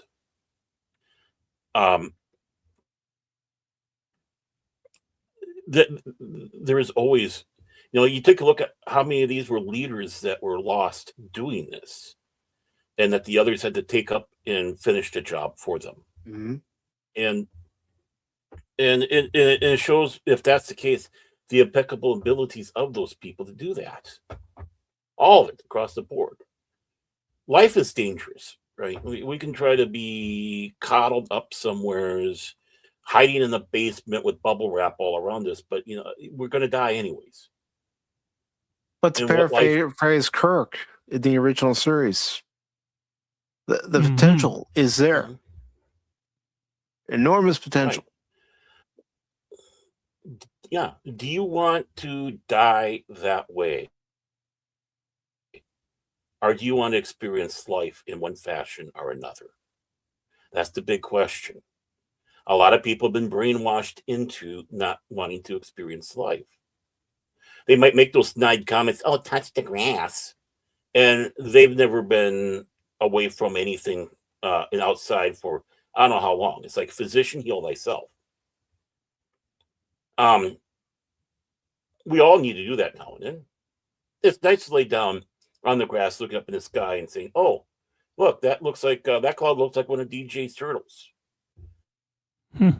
Or that looks like Cash Money's dollar sign there. I mean, whatever it is, right? But using imagination and seeing things that aren't there but are, if you understand what I'm saying or trying to say. Mm-hmm. We cannot be kept in one spot. That is not mankind. Yeah, you have some that, we're homebodies. We won't travel more than 30 miles, but at least we're traveling within our 30 miles. In fact, back in the Middle Ages, if someone traveled 30 miles, they were worldly. Anyone who went over that is like, oh my God, what are you? Sometimes we need to learn to get out of that 30 miles. Sometimes we've got to be like Samwise and say, the next step will be the furthest I've been from home. Sometimes we need to do that. And it could be fraught. It could be dangerous. But, like I said, I've said it many times. I do believe that we all have a timestamp. There is our death day, whether we like it or not. And we can be doing anything. We can be the healthiest person in the world. We could be the unhealthiest person in the world. We could be sitting down in front of a couch, or we could be driving a race car around the track. It does not matter. That day we come to an end. How do you want to go? Do you want to be experiencing life like you can't believe and going out on the ultimate orgasm of the experience of living? Living life. Think about it. What Tim is saying here. They knew the risk involved, but they did it anyway. Think about the first mountain climbers who looked at a mountain and said, I'm going to climb that. Right. Think about the first, person who said, you know what, there's more to this country than my one little area. I'm going to see what's out there. No, the first explorers who went out on their ships and said, we're going to see what's beyond this point. Mm-hmm. How about Orville and Wilbur tossing the coin to figure out who's going to be the first one? Mm-hmm. On and on. Who's going to be, the first one to fly up in a biplane, basically made of wood, and take on your enemy. Iron Man with wooden wings. Forget the horse-drawn carriage. Yeah. Who's going to be the first one to ride on one of these motorized contraptions? Mm-hmm. The first accident reported in the 1800s in France because one of the steam run ones ran into something because it didn't have any brakes. But you know what? Nobody got hurt, and that's part of the whole thing. That's all part of exploration. It's all part of experimenting. Or do we want to just go back and live in caves and bang on rocks and go ugh, ugh, ugh, and hunt down whatever with spears? No, and try to figure out how to make a fire. No. We haven't crawled this far to abandon that. We should not be Luddites, even though I joked that I'm partial Luddite. But we have to do it wisely. NASA wasn't wise a few times here, as the same with Boeing. And let's hope and pray, if you're a praying person, that the wisdom does get down to them, and that, we should make sure things are as well done as possible. The thing is no matter how tight of a ship that you make, how flawless it is, there can always be something that flubs it up. Mm-hmm. And of course, man, it doesn't matter. It's just whatever. You can have basically an garbage can rocket go into space, do several orbits, come back landing, and they go, good flight. Yeah, and then you can send up the most advanced rocket that's tight to the core, and you never see it again. Yep. And people will still continue to roll their eyes about this stuff, but the levees is another thing. You find out, those should have been a lot better, because you never know if this disaster could be bigger than the last one. After earthquakes, people should build things that are better, especially a place like Japan that has a lot of earthquakes. But you need to learn from these things. And so the recklessness and the arrogance, and a lot of other people can roll their eyes all they want, but they're also the ones that are probably not even interested in fixing these things. They just want to blame other people. Well, that's not going to solve anything. It never does. It's proven time and time again. So they've got to check these things every year and so on. There's got to be money, especially things that are important. I mean, what happened in Louisiana, but it wasn't just that. It's just the recklessness. It's mayors, it's governors, it's all kinds of people who could be in power, just being stupid because they don't like somebody. But yet, when there's some actual tragedy going on, then people will say, "Hey, we can save a lot of people's lives, and let's do it. I don't care if I like this person or not." They're offering this. I mean, this goes along the lines of all this stuff, like we said, with NASA, Boeing, things that could have been avoided. A number of the stuff, these tragedies can actually be avoided if people would just take think about ego too out of the equation. the Amtrak accidents that happened Yes. in the late 80s, early 90s. Yes. Those could have been In avoided if the 2000? tracks had, if the tracks had been properly inspected. Yep. Mm-hmm. Yeah, well, the government didn't care. Right. Exactly. But I know we're coming to about the limit that you want to bring the show to an end. Well, for this one, I'm making a little Yeah. bit of an exception. We're going to go a little bit over, not too much, but a little bit. Don't forget Tim's picks. Hold on. I got a certain order. No, it's okay. No, I'm not. I just want to make sure we didn't forget. I'm not forgetting. He's got okay. No worries. I believe you, man. I just figured I'd bring it up just in case. I didn't forget. I have them standing by and ready. I'm teasing. Whether it's articles, whether it's videos or pictures, I have everything in the order that I'm going to present. But I know you're coming. I know you're coming close to the wrap up, anyways. So, like I said, we're going to go just a little bit over. Yeah, just a little longer, bit longer. But you know me, I'm windy. But I do have a challenge for everybody here. Yeah. Hey, watch it. I do have a challenge for everybody here in honor of these 7 fine individuals that we lost, and that goes with people who are watching, whether you're doing it live or if you're catching us on the flip side. It doesn't matter. But to honor that exploration feeling that they have, I challenge all of us this near to go take a trip, travel somewhere, get outside of your area. I'm not talking about like a road trip like Chevy Chase and National Lampoon Vacation. You can do it within your own state, because I'm sure you can do a day trip, maybe an overnight weekend trip, and find out so much about some town or some area. Like you, Cash, you should go up to Mount Shasta and see if you can see the giants that they say don't look at when they're up there. Then we'll see if we come back or not. But the thing is that's just it. I mean, there's so much legend and lore that we have in our states. There's so many interesting landmarks in history, stuff like that. And that is one of the first steps of going forward with exploration. So I challenge all of us sometime this year to, get in the car or whatever and spend some time away from your home. Again, even if it's a day trip, right? And find a place and just enjoy it, explore it, and take something back from that. Because you know what? Those are the first steps right there. And sometimes that can start becoming an addiction, a good addiction, because then you want to do it again and again. I hear Minnesota's nice. Yeah. Don't come to Minnesota. No.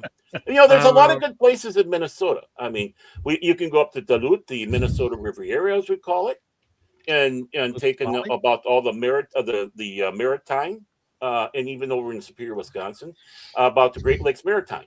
I mean, you go up there, you swear you're dealing with the coasts of California or Maine or whatever, with the shipping history that's up there. You got to remember that some mill in Wisconsin was where the old Emmett Fitzgerald left.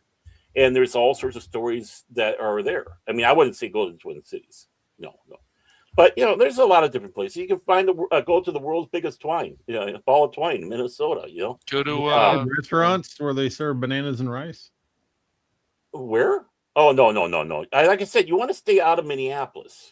I do. I don't know if they still have the cart or whatever, you go up in. But I do recommend Pikes Peak. I do also recommend, if you haven't been to Washington, D.C. and you want to see some great museums, I recommend that. I don't know if the FBI building is still off limits or not to tourists, but definitely there's still some nice places in D.C. to visit that I went years ago. Hopefully the subway system is a lot better than what happened. But yeah, no, there's definitely some nice places. Even in California, there's some nice places to visit. Yeah. So yeah.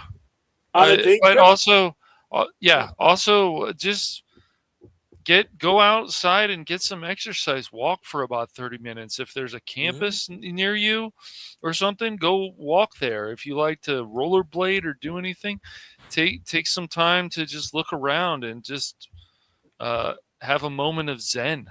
Yeah, man. It's Do just some good. hacky sack or something. That's right, hacky sack, right? Yeah, that's fun, man. But yeah, I haven't done that in years. And one time, and I want to do it again too, is went down to Austin, Minnesota, and visit the Spam Museum. And my God, that was fun. It was, and they moved it, so it's even better now. Mm-hmm. I mean, when you come in, you're greeted with the spam from Monty Python. Right. But you think that you're talking about this pork shoulder minced meat that's in a can, that's can shaped, and you're going to see a museum for it. It's like this. They have spamples, so you can they have little things that try the little spamples. The teriyaki spam is great, by the way. But I mean, it's just a fun, silly trip. I mean, just kind of do something that would be outside of your realm. Yeah, you can never know what you like. Find stuff out there that isn't even that expensive. Never know what you'll like. You never know who you might meet. That's right. And that's why I say it doesn't have to be a big trip, because again, we're talking about finances. Not everybody's got the finances, but maybe you have enough for a tank of gas and a meal, and boom, there you go. You don't even have to worry about a motel. Boom. Boom. Bada bing, bada boom. Yeah. Over there. But one of the last two things I want to show video-wise before we do wrap things up is on November 26, 1986, Star Trek IV was released in theaters. Mm-hmm. And this was their dedication prior to the movie starting.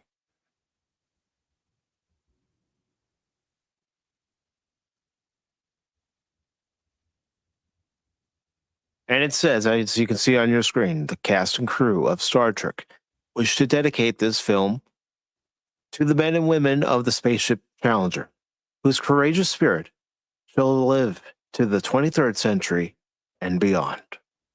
Simple and effective. And I don't know about your theater. I don't know if you even saw this in the theater, but my God, it erupted.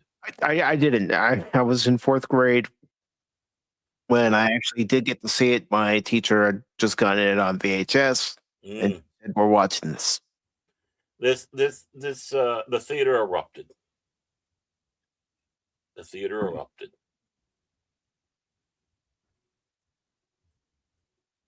Star Trek inspired many astronauts, has had astronauts, not as speaking line characters, but background characters on the show. And NASA and Star Trek go hand in hand, especially with the first shuttle being named Enterprise. Although, like you said, Baron, if the fans would have relaxed a little bit, we would have had an Enterprise that would have been space worthy. Yeah, I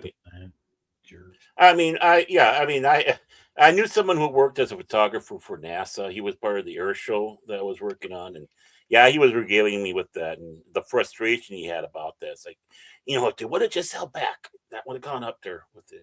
So it personally affected him. I mean, how cool would it have been? To be able to talk about all these years later. The first space shuttle that you could literally call a starship was named Enterprise. That would have been cool. And said, oh yeah, the first space shuttle, it was a glider named Enterprise. Yeah. I could hear Scotty now. Captain, how does that work for the Enterprise? A glider? Can you imagine? Yeah. Can you imagine the Columbia being the Enterprise and the guy comes back down and goes, now I'm officially the first captain of the Enterprise. That would have been awesome. Yeah, yes. There were cast members there the day the Enterprise was unveiled. Yep. Mm-hmm. But it would have been just a cool retrospective. Mm-hmm. Looking back, saying, this is our first space shuttle. And yes, it is named after a famous ship from a TV show. Mm-hmm. Not forgetting the adventurous ships that were beforehand that were Enterprise, both English and American. Yes. And of course, it was a while before America went back up into space. But America did return to space after this tragic accident. And it involved the Space Shuttle Discovery. On September 29th, 1988, the United States would return to space.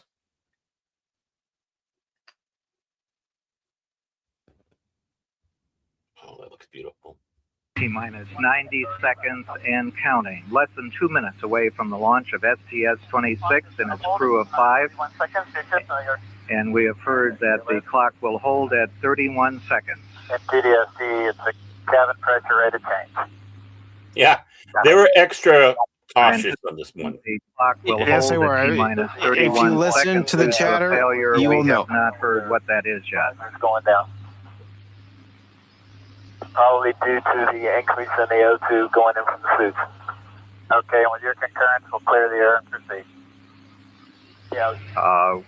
T-minus 50 seconds and counting. We're going. I'm gonna pause it here because think about how nervous not only NASA was, the entire nation was. We were on the edge of our seats. None some more than the astronauts. Oh, a lot of people were.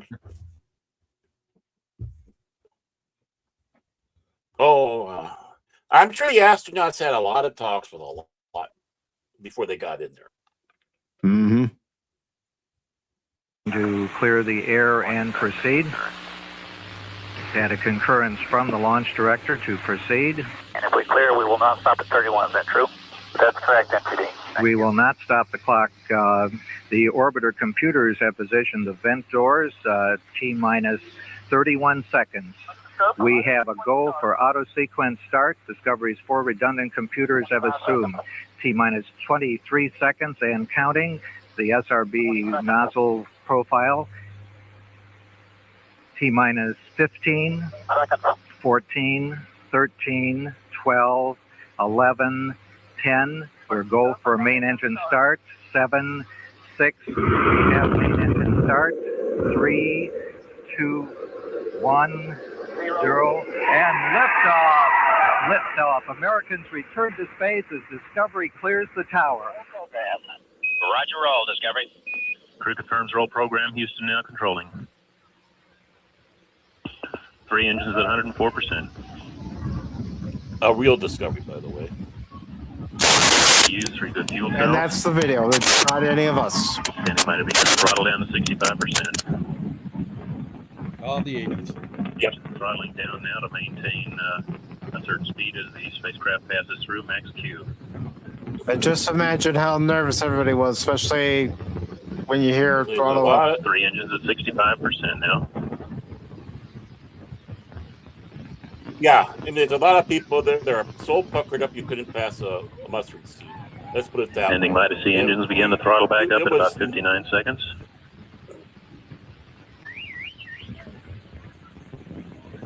Mark 1 minute. Velocity 2,300 feet per second. Altitude 5.9 nautical miles. Downrange distance 3 nautical miles.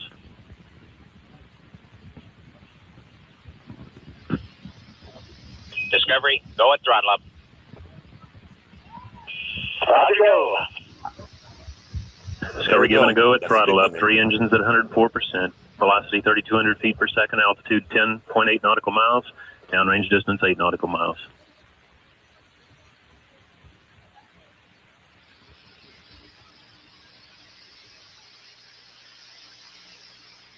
At 25 seconds from solid rocket booster separation. And yes, we're watching the whole thing. 1 minute 45 seconds. 3 engines at 104%. Because this is as important. Velocity 4,800 feet per second. Altitude 20 nautical miles. Downrange distance 19 nautical miles. Right. Standing by for solid rocket booster separation. This is the picking yourself up, dusting yourself off and saying, I ain't going to let defeat win. Getting back on the horse. Solid rocket boosters have separated. 2 minutes, 20 seconds. 3 engines still running 104%. 5,600 feet per second velocity, 31.8 nautical miles. Altitude, downrange distance, 38 nautical miles. Discovery at 23,000 feet. Her range to touchdown about 9.5 nautical miles. And that would She's Discovery returning to Earth. 3 feet per second. Watch it too. Now at about 20,000 feet. I make no apologies. I still get emotional with stuff A little like more this. than midway around her No left matter how overhead old it turn. is. As she lines up for her approach to the Edwards 17 runway on I the miss her desert space lake shuttle. bed. I've always found it disgusting that they just brought that to an end and had nothing to take it over with. So we had to rely on the Russians. Flight dynamics officer thought that was reports just disgusting. Discovery looking good, rolling on to final. Into it. And you think about the Now last at shuttle about mission was 14,000 Atlantis feet, back in range July of 8.1 nautical miles. 2011.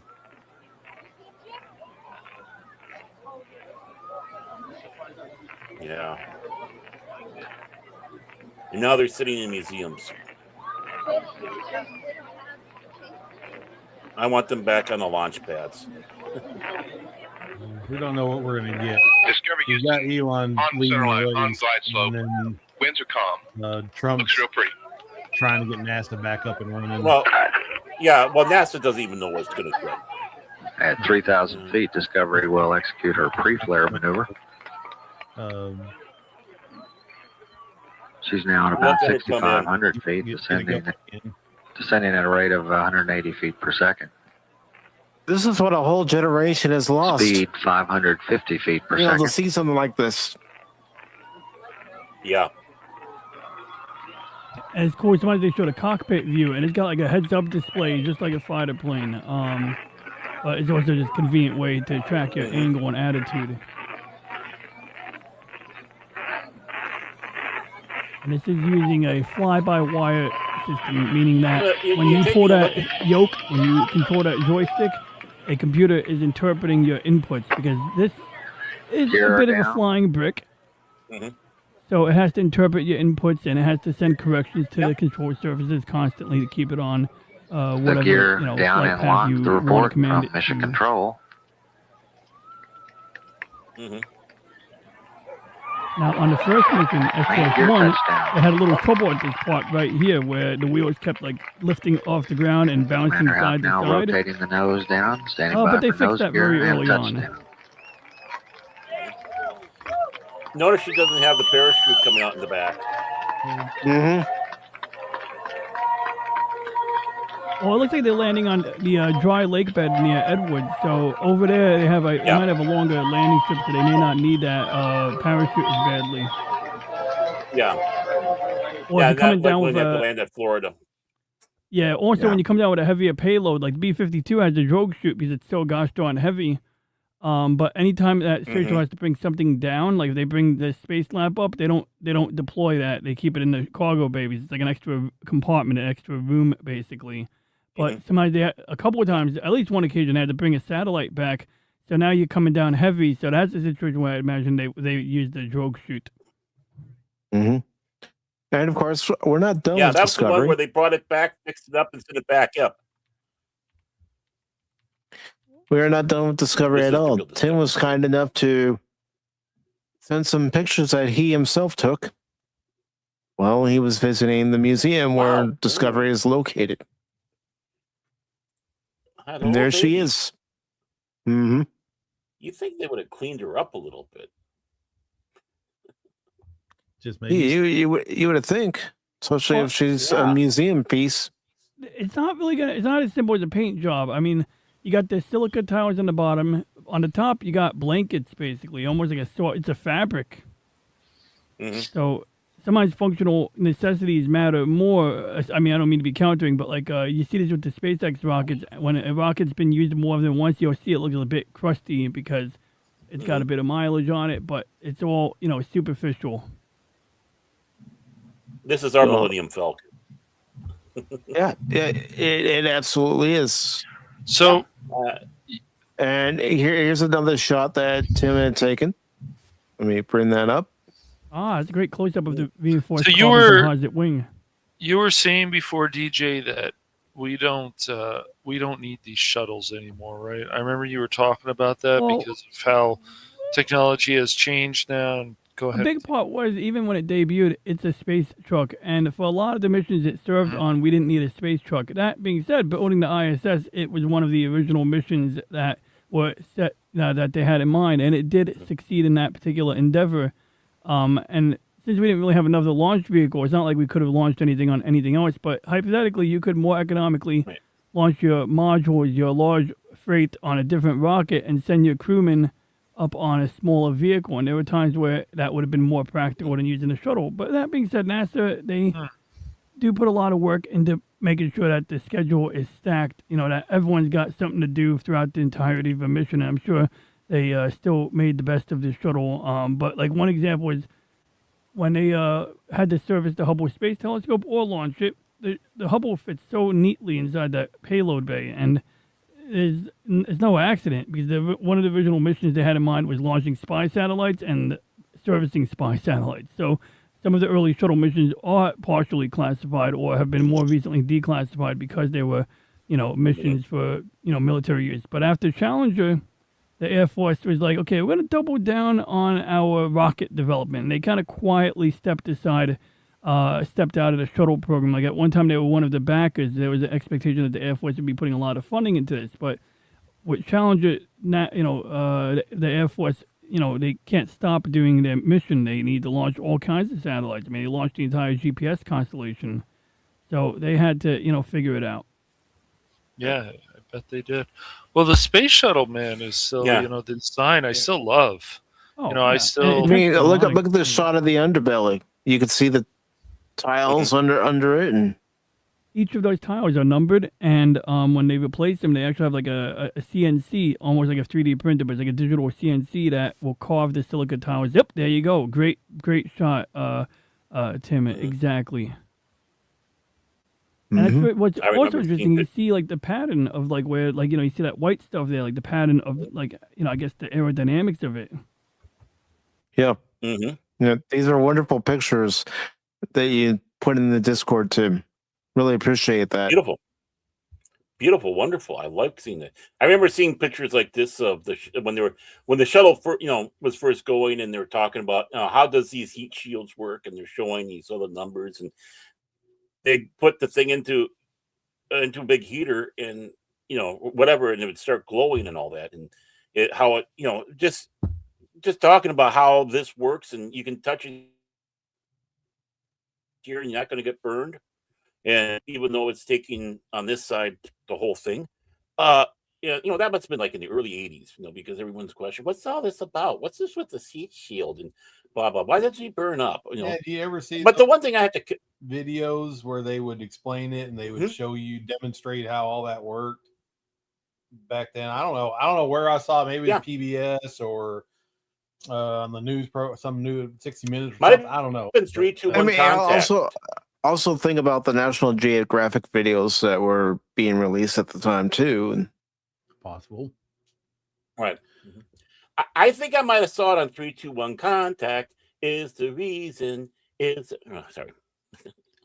But yeah, which was a PBS show, but it was a PBS science show, and it didn't dumb it down for the kids. No, it was out there. Science should be dumbed down. just quit using big fancy words. That's all I got to sit back and say. You're trying to sound more impressive than you really are, damn it. But yeah, and to counter a little bit what you're saying there, DJ, is the one problem I always found with NASA is they're trying to focus on too much of all-purpose when that is not. It's not feasible. You can still need a space shuttle, but you can also need the conventional stuff. When you need to have the different classes for different missions. Then it becomes more affordable. It becomes more feasible, less wear and tear on many of the items you have.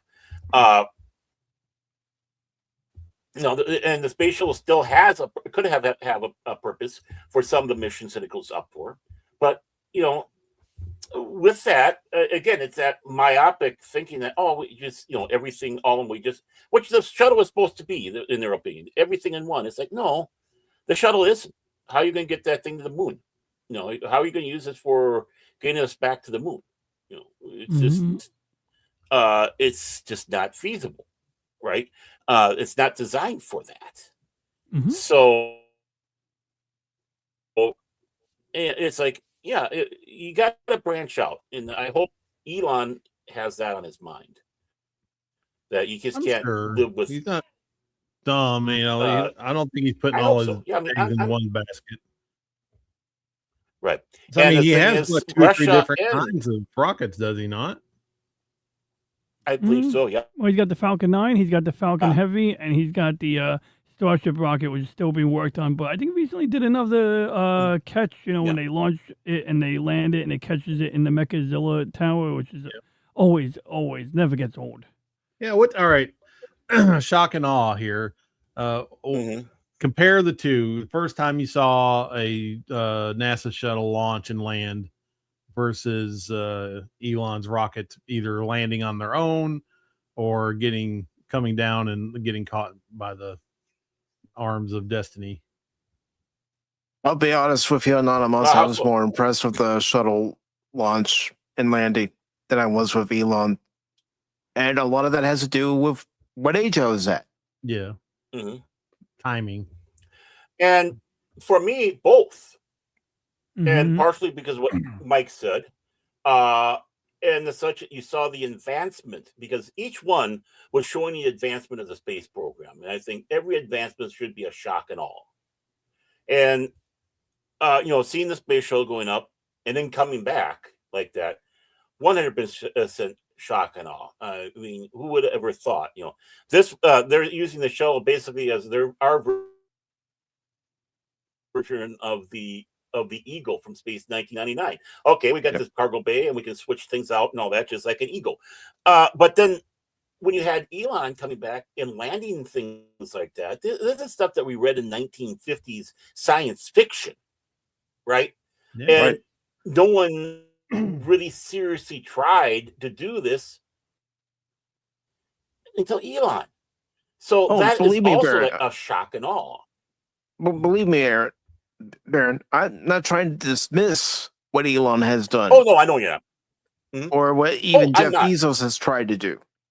I'm just saying for the time and for how long we had the shuttle program. Right. During my young youth, all the way into adulthood, I was just more impressed. Right. Well, yeah, and I guess, I mean, and it's how we look through different eyes. I know you're not belittling that. For me, though, I see awesomeness through the whole thing. Maybe it's just the fact of how I like the lore and how we keep, lore building in this case, real history lore, and how we just keep advancing in the fact that he is putting new life into space that we really so needed. And so that puts that awe there. And I have to put them kind of at an equal. But yeah, I mean, both for me is shock and awe. And I'm waiting to see what will be the next thing to shock and awe me. And I want them to keep coming. I want to be excited. And we had a long time where we were not excited. It was blah. Especially when the space shuttle quit flying. And we had to have hat in hand to the Russians. I compare it to as a child watching the Constitution class Enterprise and being enthralled with it and all that it had, and then as a teenager seeing Enterprise D and all the advancements and awesome upgrades and stuff like that. It's the same thing for me. And what about you, Cash? I think ran away. I had to run away. Okay. Yeah, no. I had to run away for a little bit. Well, I saw the note that you had. I saw the note that you had. Yeah, I saw your notes. I just, I just feel like we're not real progression is, we're actually trying to fix things. We keep regressing on stuff, and I feel, I don't know, I just like you guys, I don't know, I miss the shuttle's beautiful to look at, man. And we don't have that anymore. And now we got these rockets, and I understand what DJ's saying, but seeing the shuttle in space and seeing the astronauts in the area and inside the shuttle, and even seeing them, I just always been interested in space. But things like the Challenger, I mean, I feel we've learned from it, but I'm sure you all can agree that we're also regressing and stuff too, because we're cutting corners. We need to work on still more safety. And we keep seeing these disasters, not just stuff that we saw 40 years ago from the Challenger, but other disasters.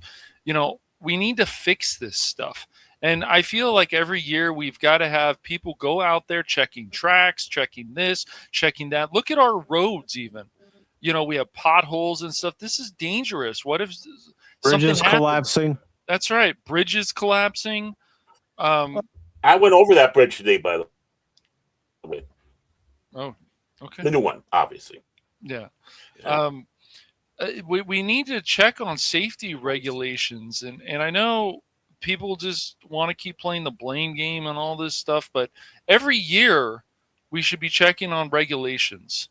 So we're doing stuff in space. I mean, say what you want about Elon. He still got those astronauts out of there and brought them home safely.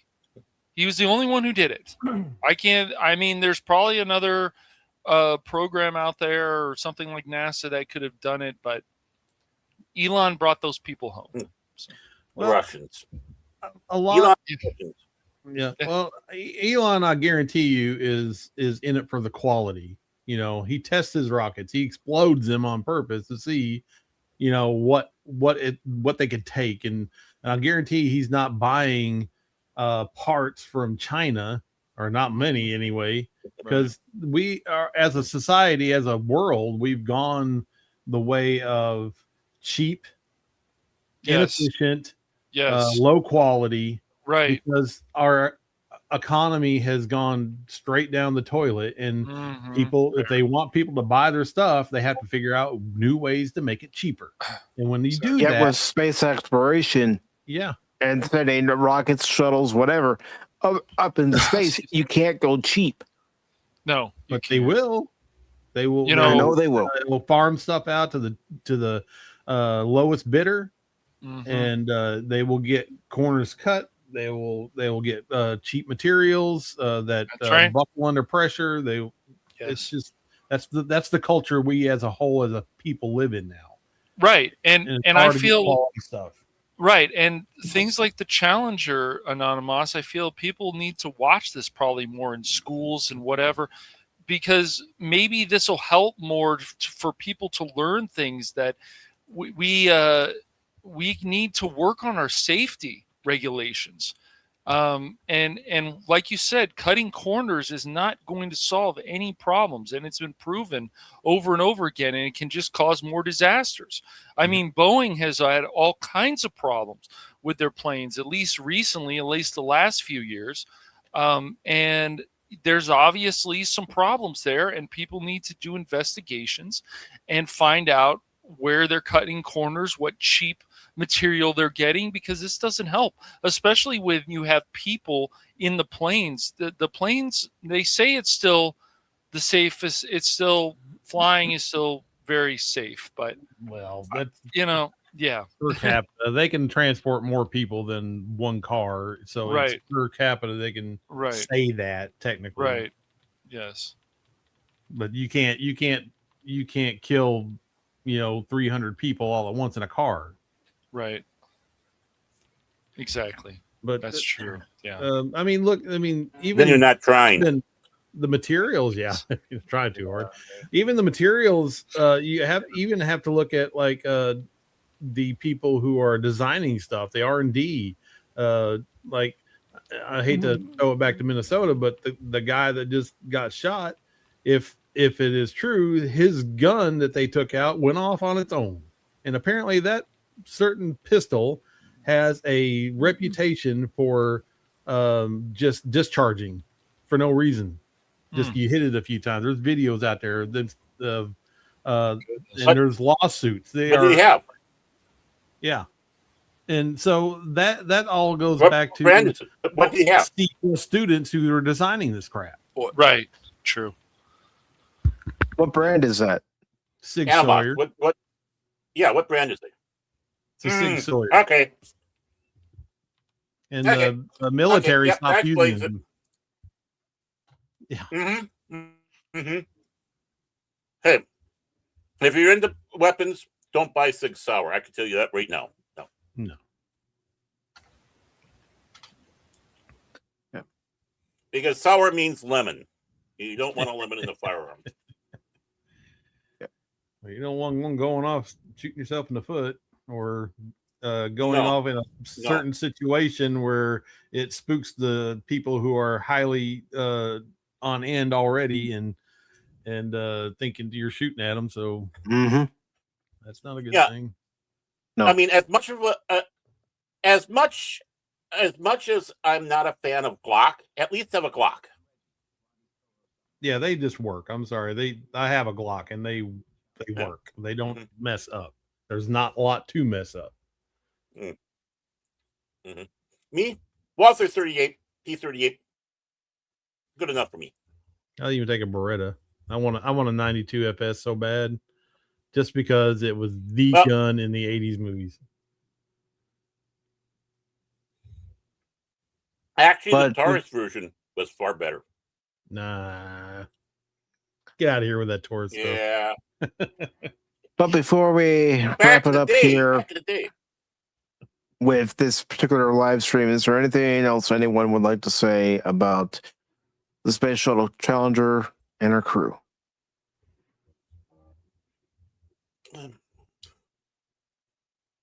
Don't let their memories fade. Oh, I'm on mute. Do what we're saying. Go out. Yeah, so I got a friend to my right.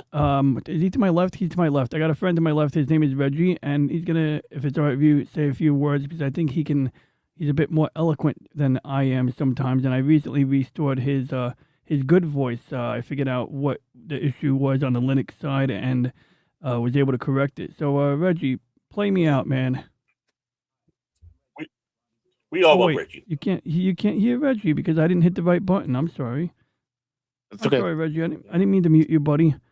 Please proceed, my friend.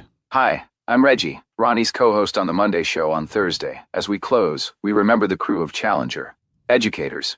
Their work was part of a long human effort to reach beyond what is easy or safe. They carried that responsibility with professionalism and resolve. They deserve to be remembered for their dedication, not for the failure that ended their mission. We honor their skill, we honor their perseverance, and we honor the legacy they left behind. End of line. Thank you, Reggie. And thank you for that, DJ. Really appreciate it. Anonymous.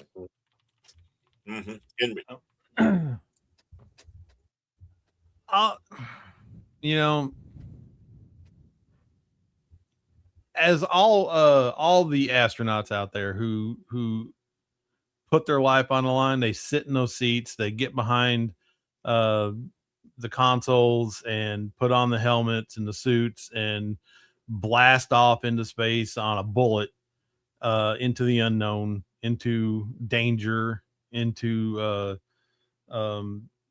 chance that they may never make it back. I mean, all of them are bona fide American heroes, every one of them. And the ones that didn't make it back, even more so, because they knew it could happen. They did it anyway. They fought their fear. They embraced exploration and the actual progression of the human spirit, the human condition. They wanted to progress us off this world a little bit, you know, and improve our lives. Because, like I said before, I don't know how many inventions, how many advancements in technology, and just almost basic stuff that we have came out of the space program. Yeah, taking different materials and components, Yeah, and bringing them up into space and see how they, react to a zero-G environment compared to the gravity of Earth. So for that alone, they are heroes, and they always will be, and they will hopefully never be forgotten. Teach your kids. You have kids, teach your kids. Teach your kids about Columbia. Teach your kids about Challenger. Teach your kids about Apollos. Just, show them all the stuff.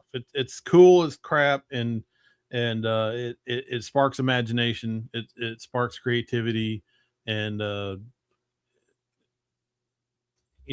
could be the next astronauts? Who wants to go to Mars? Who could be astronauts on Elon's ships? Could be your kids. You never know.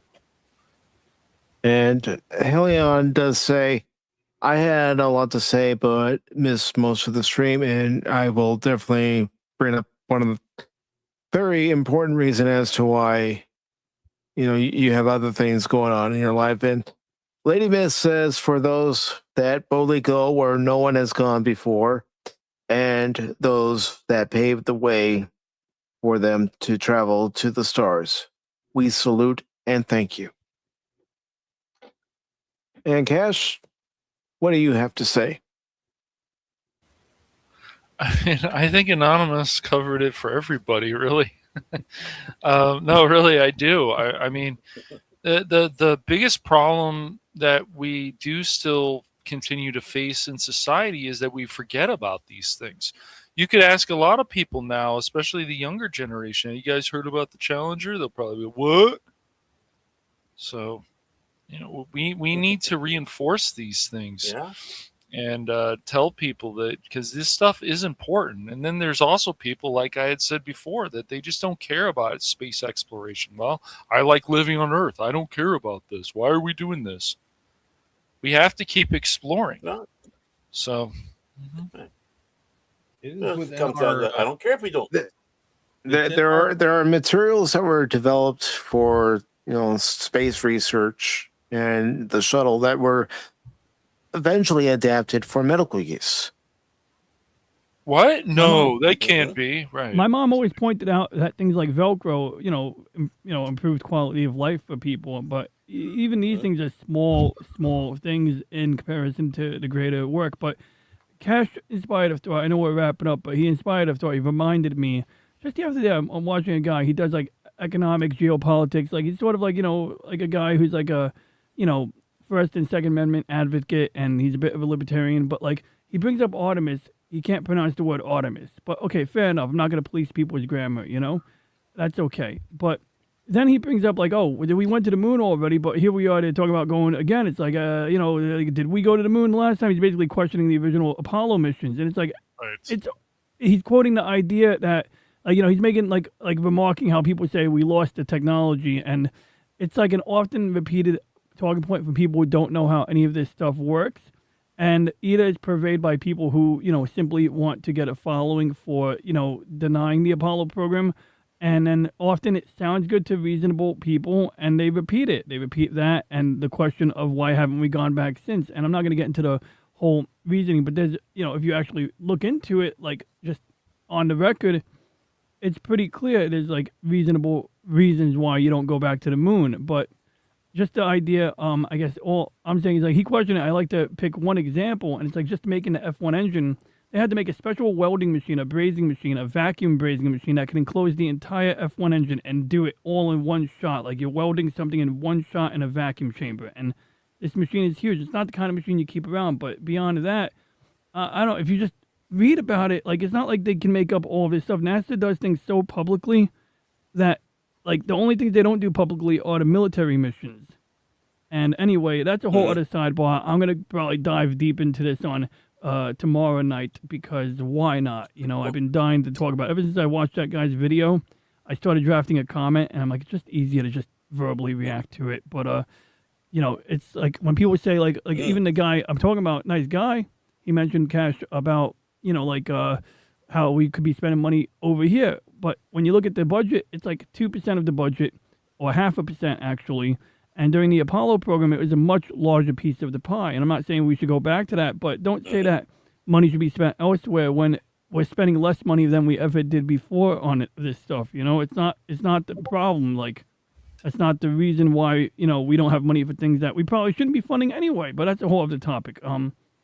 Back to you guys. Let me give you a little small list of stuff. This is not a whole list, obviously, but here's a little list of stuff that we have developed because of the space program. Memory foam, cordless tools, CMOS imaging sensors, which are basically the stuff in your phone, cameras. And my telescope. Go on. And your telescope. Scratch-resistant lenses, freeze-dried food, smoke detectors. How many lives has that saved? Water filtration, purification systems, infrared thermometers, cordless wireless headsets because of the space program, firefighting equipment, advanced athletic shoes. Well, you know, who cares? Precision GPS, medical imaging contributions like MRIs. That's just a small, tiny list of all the things that came out of that. Why does everybody forget the most important thing? Everyone keeps on forgetting the most important thing that the space program. I said freeze-dried food. Tang. Oh no, I know. No, Tang. Tang. Oh, Tang. Really? Of course, too. No. Baron likes Tang. No, he's being but serious. Baron's serious. Yeah. Tang was invented for the astronauts. I mean, giving them something to drink. Mm-hmm. Right. They promoted it. Well, they don't do it now, but I mean, back in the day, it's like what astronauts drink, which is a form of freeze drying and whatever that they had with it. But here you had yourself an instant orange drink. I hate to tell you this, but Grok disagrees with you. I mean, no offense. Popularly attributed items like Tang, drink, or Teflon are myths. They weren't created for NASA. I think, but NASA definitely latched onto it because it had certain properties that made it better than alternatives. Yeah. But that's an interesting correction, though. I gotta say. Yeah. I'm just saying it's Grok, so you know, take that with a well, it's Grok. You can't count on anything that Grok says. I do remember hearing that sometime down the road. So. Check Gemini or some of the other ones. Probably the same people who said that we didn't go to the moon. That's why. Yeah. Oh yeah. And Helion, there is Tang in my area. Yeah, I think Tang is still around. I just haven't seen it. See Tang. You don't see a lot of advertisements for it anymore. No. But Sunny D tastes a lot like Tang. Mm-hmm. Are you dying, Mouse?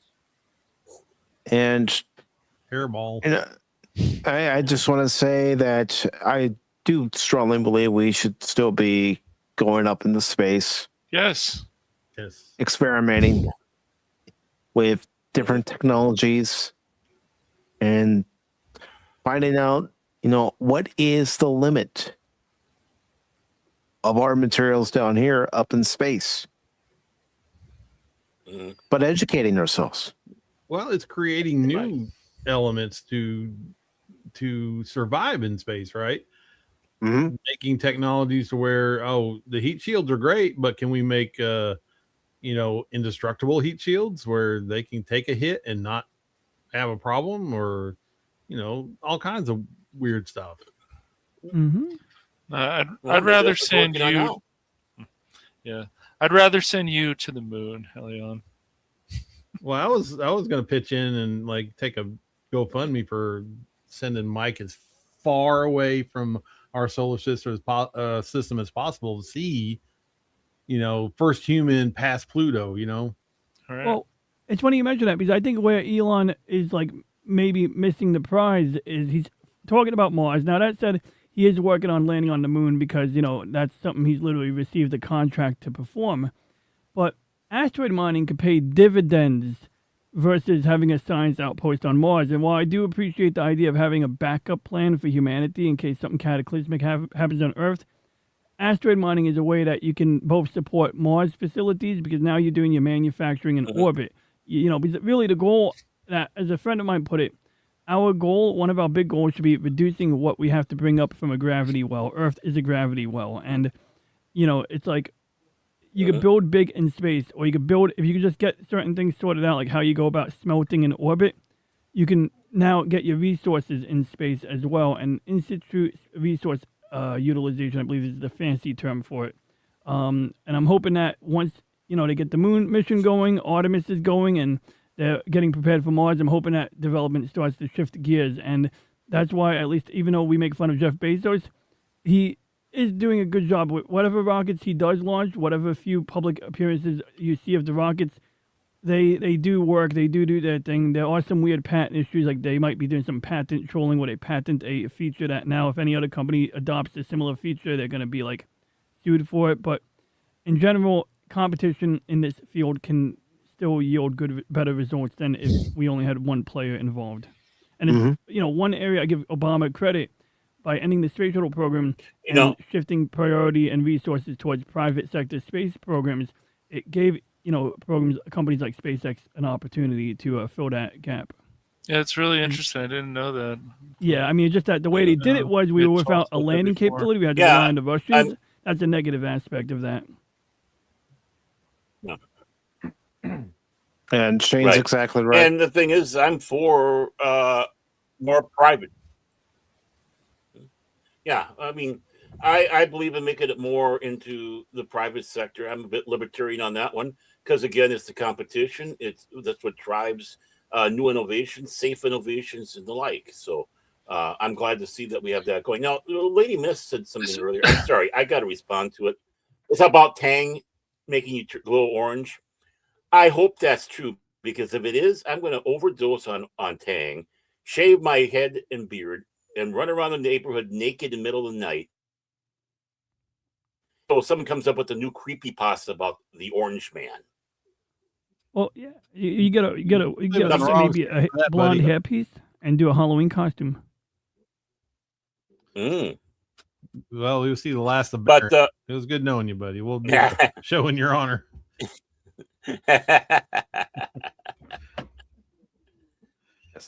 Now, real quick, they call the Orange Man has been cited. Yeah. Real quick, or not so real quick. In this case, with this, I want to bring attention to something because Helion is someone who recently subscribed to the channel, but I've known her from being over at Pat Stevens' channel and the Backtube and other places. But she let me know last night while I was playing Half-Life that her daughter had gone missing. So I posted the link to information about her daughter, and I'm going to bring it up on screen. So if you live in the Jacksonville, Florida area, or you see her, and Alicia Duran, 18 years old, height 5 foot, weight 110 pounds, with brown eyes and blonde hair. If you see her, please contact the authorities immediately. I know Helion is worried about her. She hasn't seen her since yesterday afternoon at 1:30 Eastern time. He said that she left without shoes on, and she had said when she came in here that the last recorded visual confirmation of her being somewhere was around 10 o'clock last night. So please If you see her, contact the authorities, because I know Helion wants her home. Yes, what And is it? Helion, I am going to post this on my X after the show. Our prayers for you and prayers to have this taken care of ASAP, and she's found safe. Yes. Agreed. Nobody should have to worry about their child, regardless of their child's age. Mhm. No parent should They're always your child. should have this type of burden. Where is my child? So please, if you can, if you see her, contact the authorities immediately.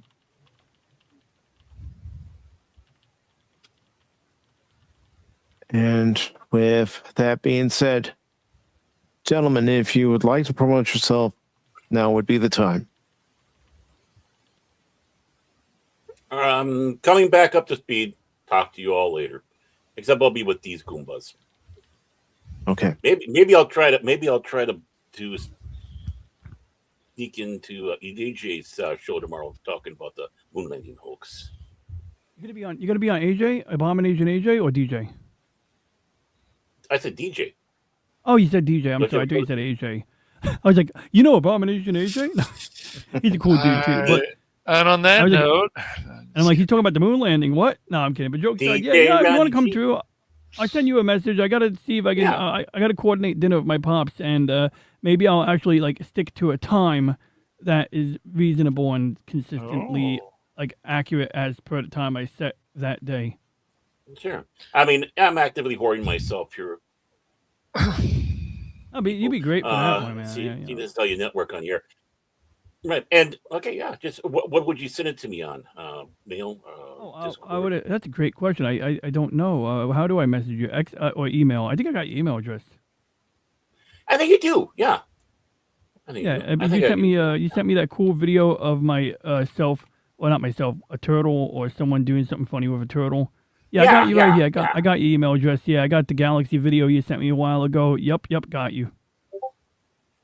Yep. Okay, good. Yeah. We've been in communications, folks. I might get you on a list. Probably of cool people though, not in trouble with them, I'm sure.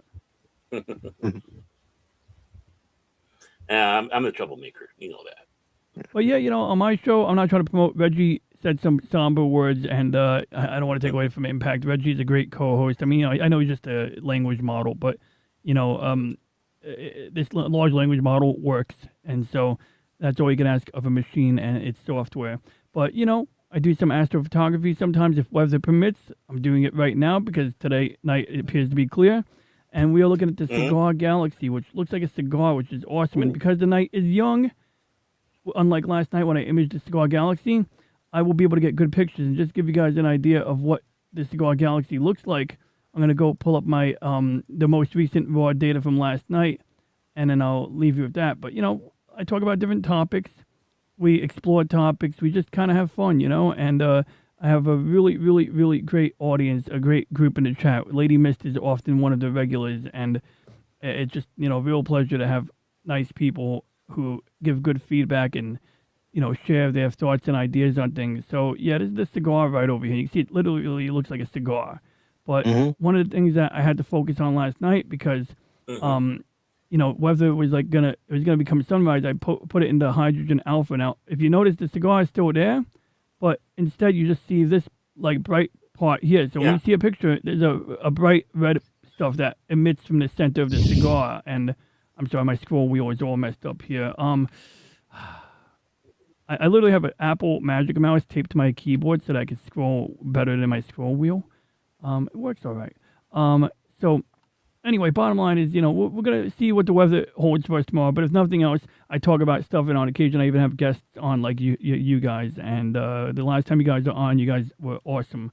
And the next time I have any one of you or all of you guys on, I'm sure it'll be just as awesome as it always is. But Yeah, that's all I got to say about that. You know, like last week we talked about, I talked about the space shuttle. I don't know, I just fell into that topic by accident, and we looked at the inside of the components, and we just kind of discussed like how it's put together. And then by coincidence, Mike was like, "Oh, you know, the Challenger thing's come up, man. You want to come through?" I'm like, "Oh, heck yeah!"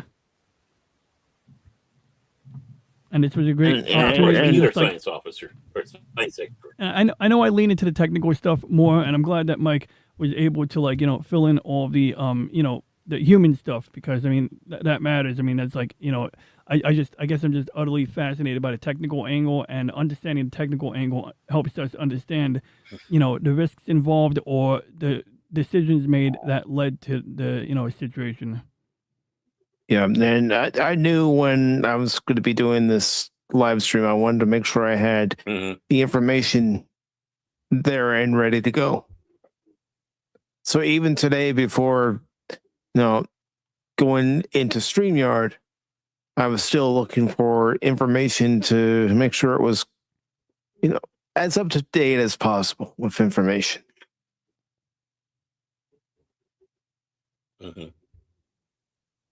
Well, it looks like we were accurate. Like, I mean, I didn't really put any corrections in it all, right? All I did was mention something about Columbia, but that one people often get wrong because they blame the tiles as opposed to what really happened. But you guys had that right, too, for the most part. And, I mean, technically, yeah, the tile was failed on Columbia after, you know, a stream of fire went inside the wings. So, you know, it's kind of like, you know, cause and effect right there. So, yeah, the tile was failed, but they were not the thing that caused the actual failure. Yeah. And Cass, what do you have coming up? Some surprises. I'm just going to leave it at that. I mean, I feel like this stream, if anything, Oh, is come for- on, partner. No surprises. That's it. I feel that's you won't. Hey, Cash, I got an important question. Did you ever do a Crab's Treasure? Because I need to watch that video so I can get further in that game.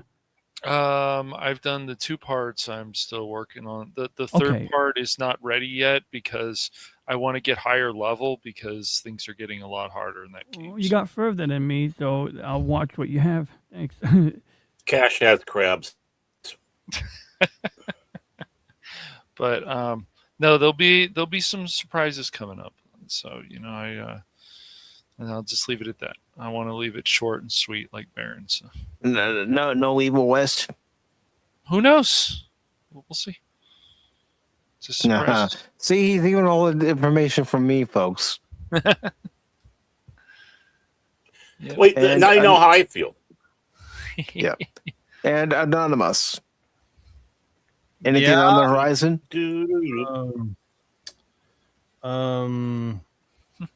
Let me think. When I do that one thing and then I have to go do the other, then no, nothing. No Harry Potter stuff or anything? Okay. Harry Potter. No. Thought about turning my channel into making fun of other guitar guy videos. Okay, well, I mean, whatever you want to do, man. Like once you get into something, you start watching all these videos, you know, because you want to get as deep into it as you can, and then it turns out, you know, everybody's a grifter, just about, and nobody's authentic, and they have these formulas that they make their videos, and it's just or they're just half-aing it the whole time. I just wanted to make like roasting videos about them, but I don't know. Or you see videos where someone's hyping something up, coming out for a movie or a game, but you're listening to them and you're going, you're completely fake. Yeah, you can tell.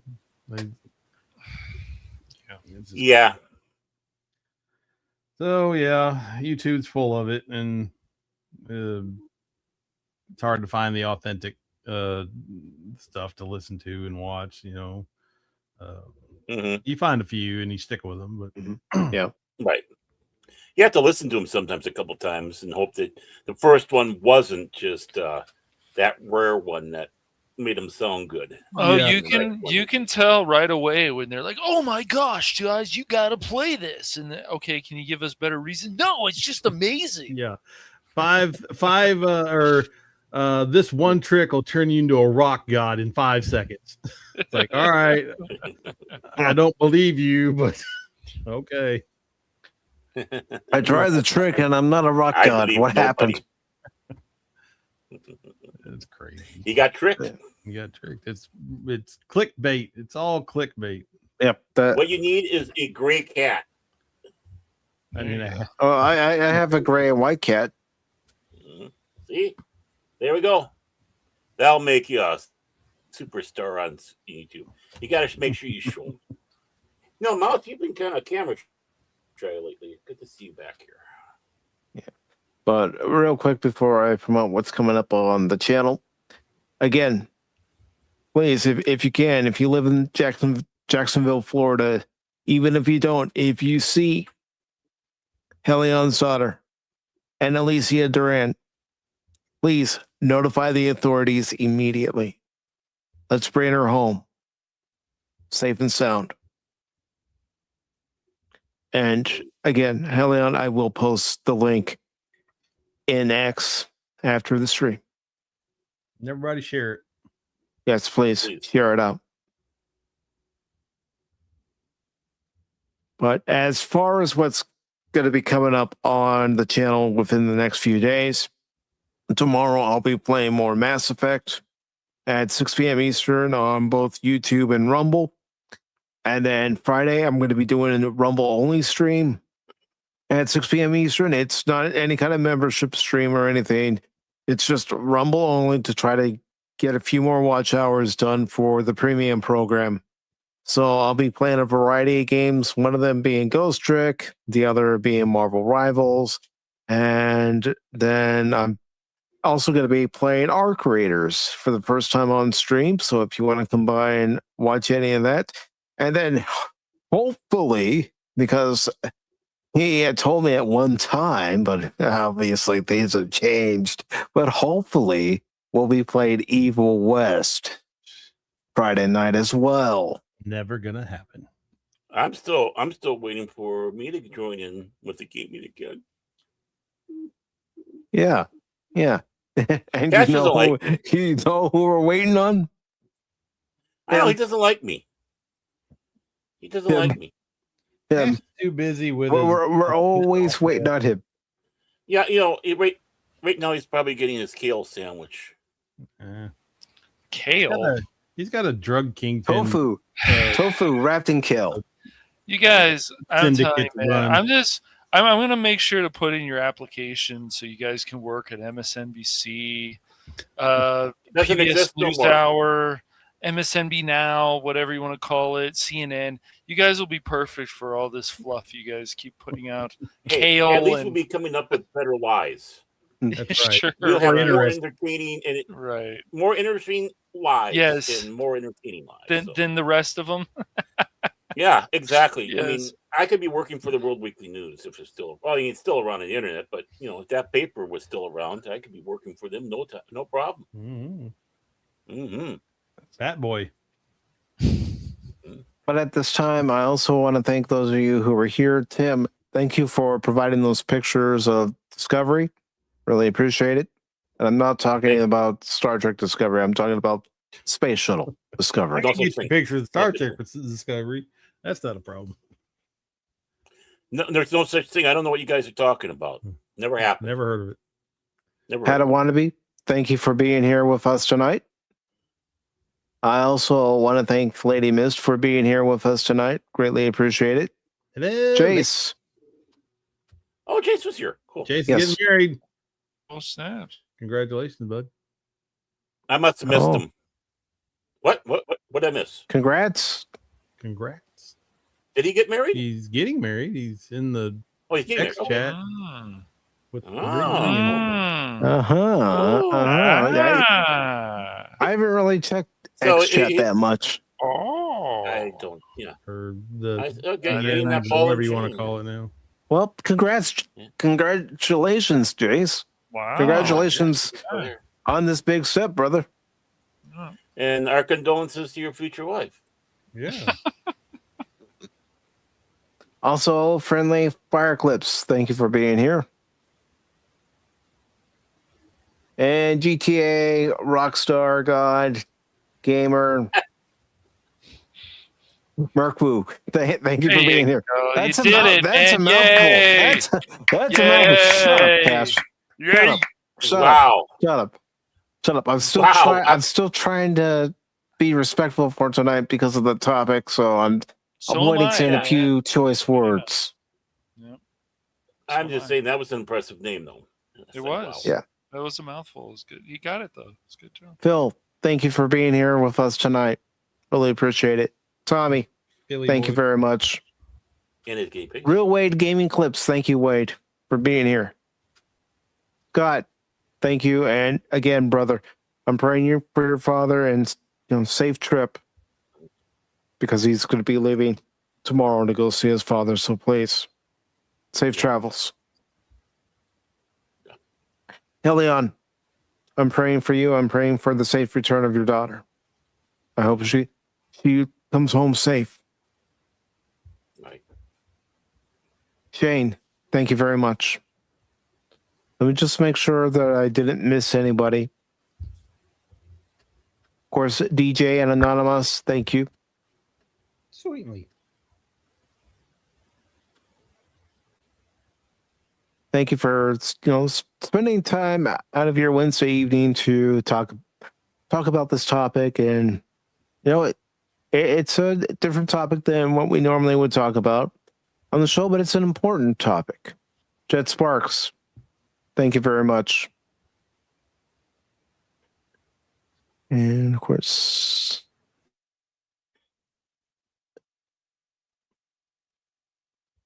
Go drink your Tang. That's what I gotta say. Drink. Hey, what do you got against Tang? I have nothing against Tang. I had some Tang. I love Tang. That's what I'm saying. Go out and drink some Tang. Yeah, I like Tang. Like I said, Sunny D tastes like Tang. Tang? I can't find Tang. I drink Sunny D. No, not that kind of Tang. Of course, there's Anonymous. But again, everybody, thank you very much. If you haven't done so, please follow and subscribe to Anonymous and DJ Ronnie G, Cash Money 007, Baron Orbit Tag. And if you want, Pacific414. And remember two things on this channel. Don't ever give up on me in a game, because just when you do, you might miss something. And I'm not just a baseball guy. I'm an all-around guy, but also for tonight, in memory of the 7 astronauts who were lost 40 years ago. May their memories always live long and prosper. Good night, everybody. Night. Good night. Autobots, transform and roll out.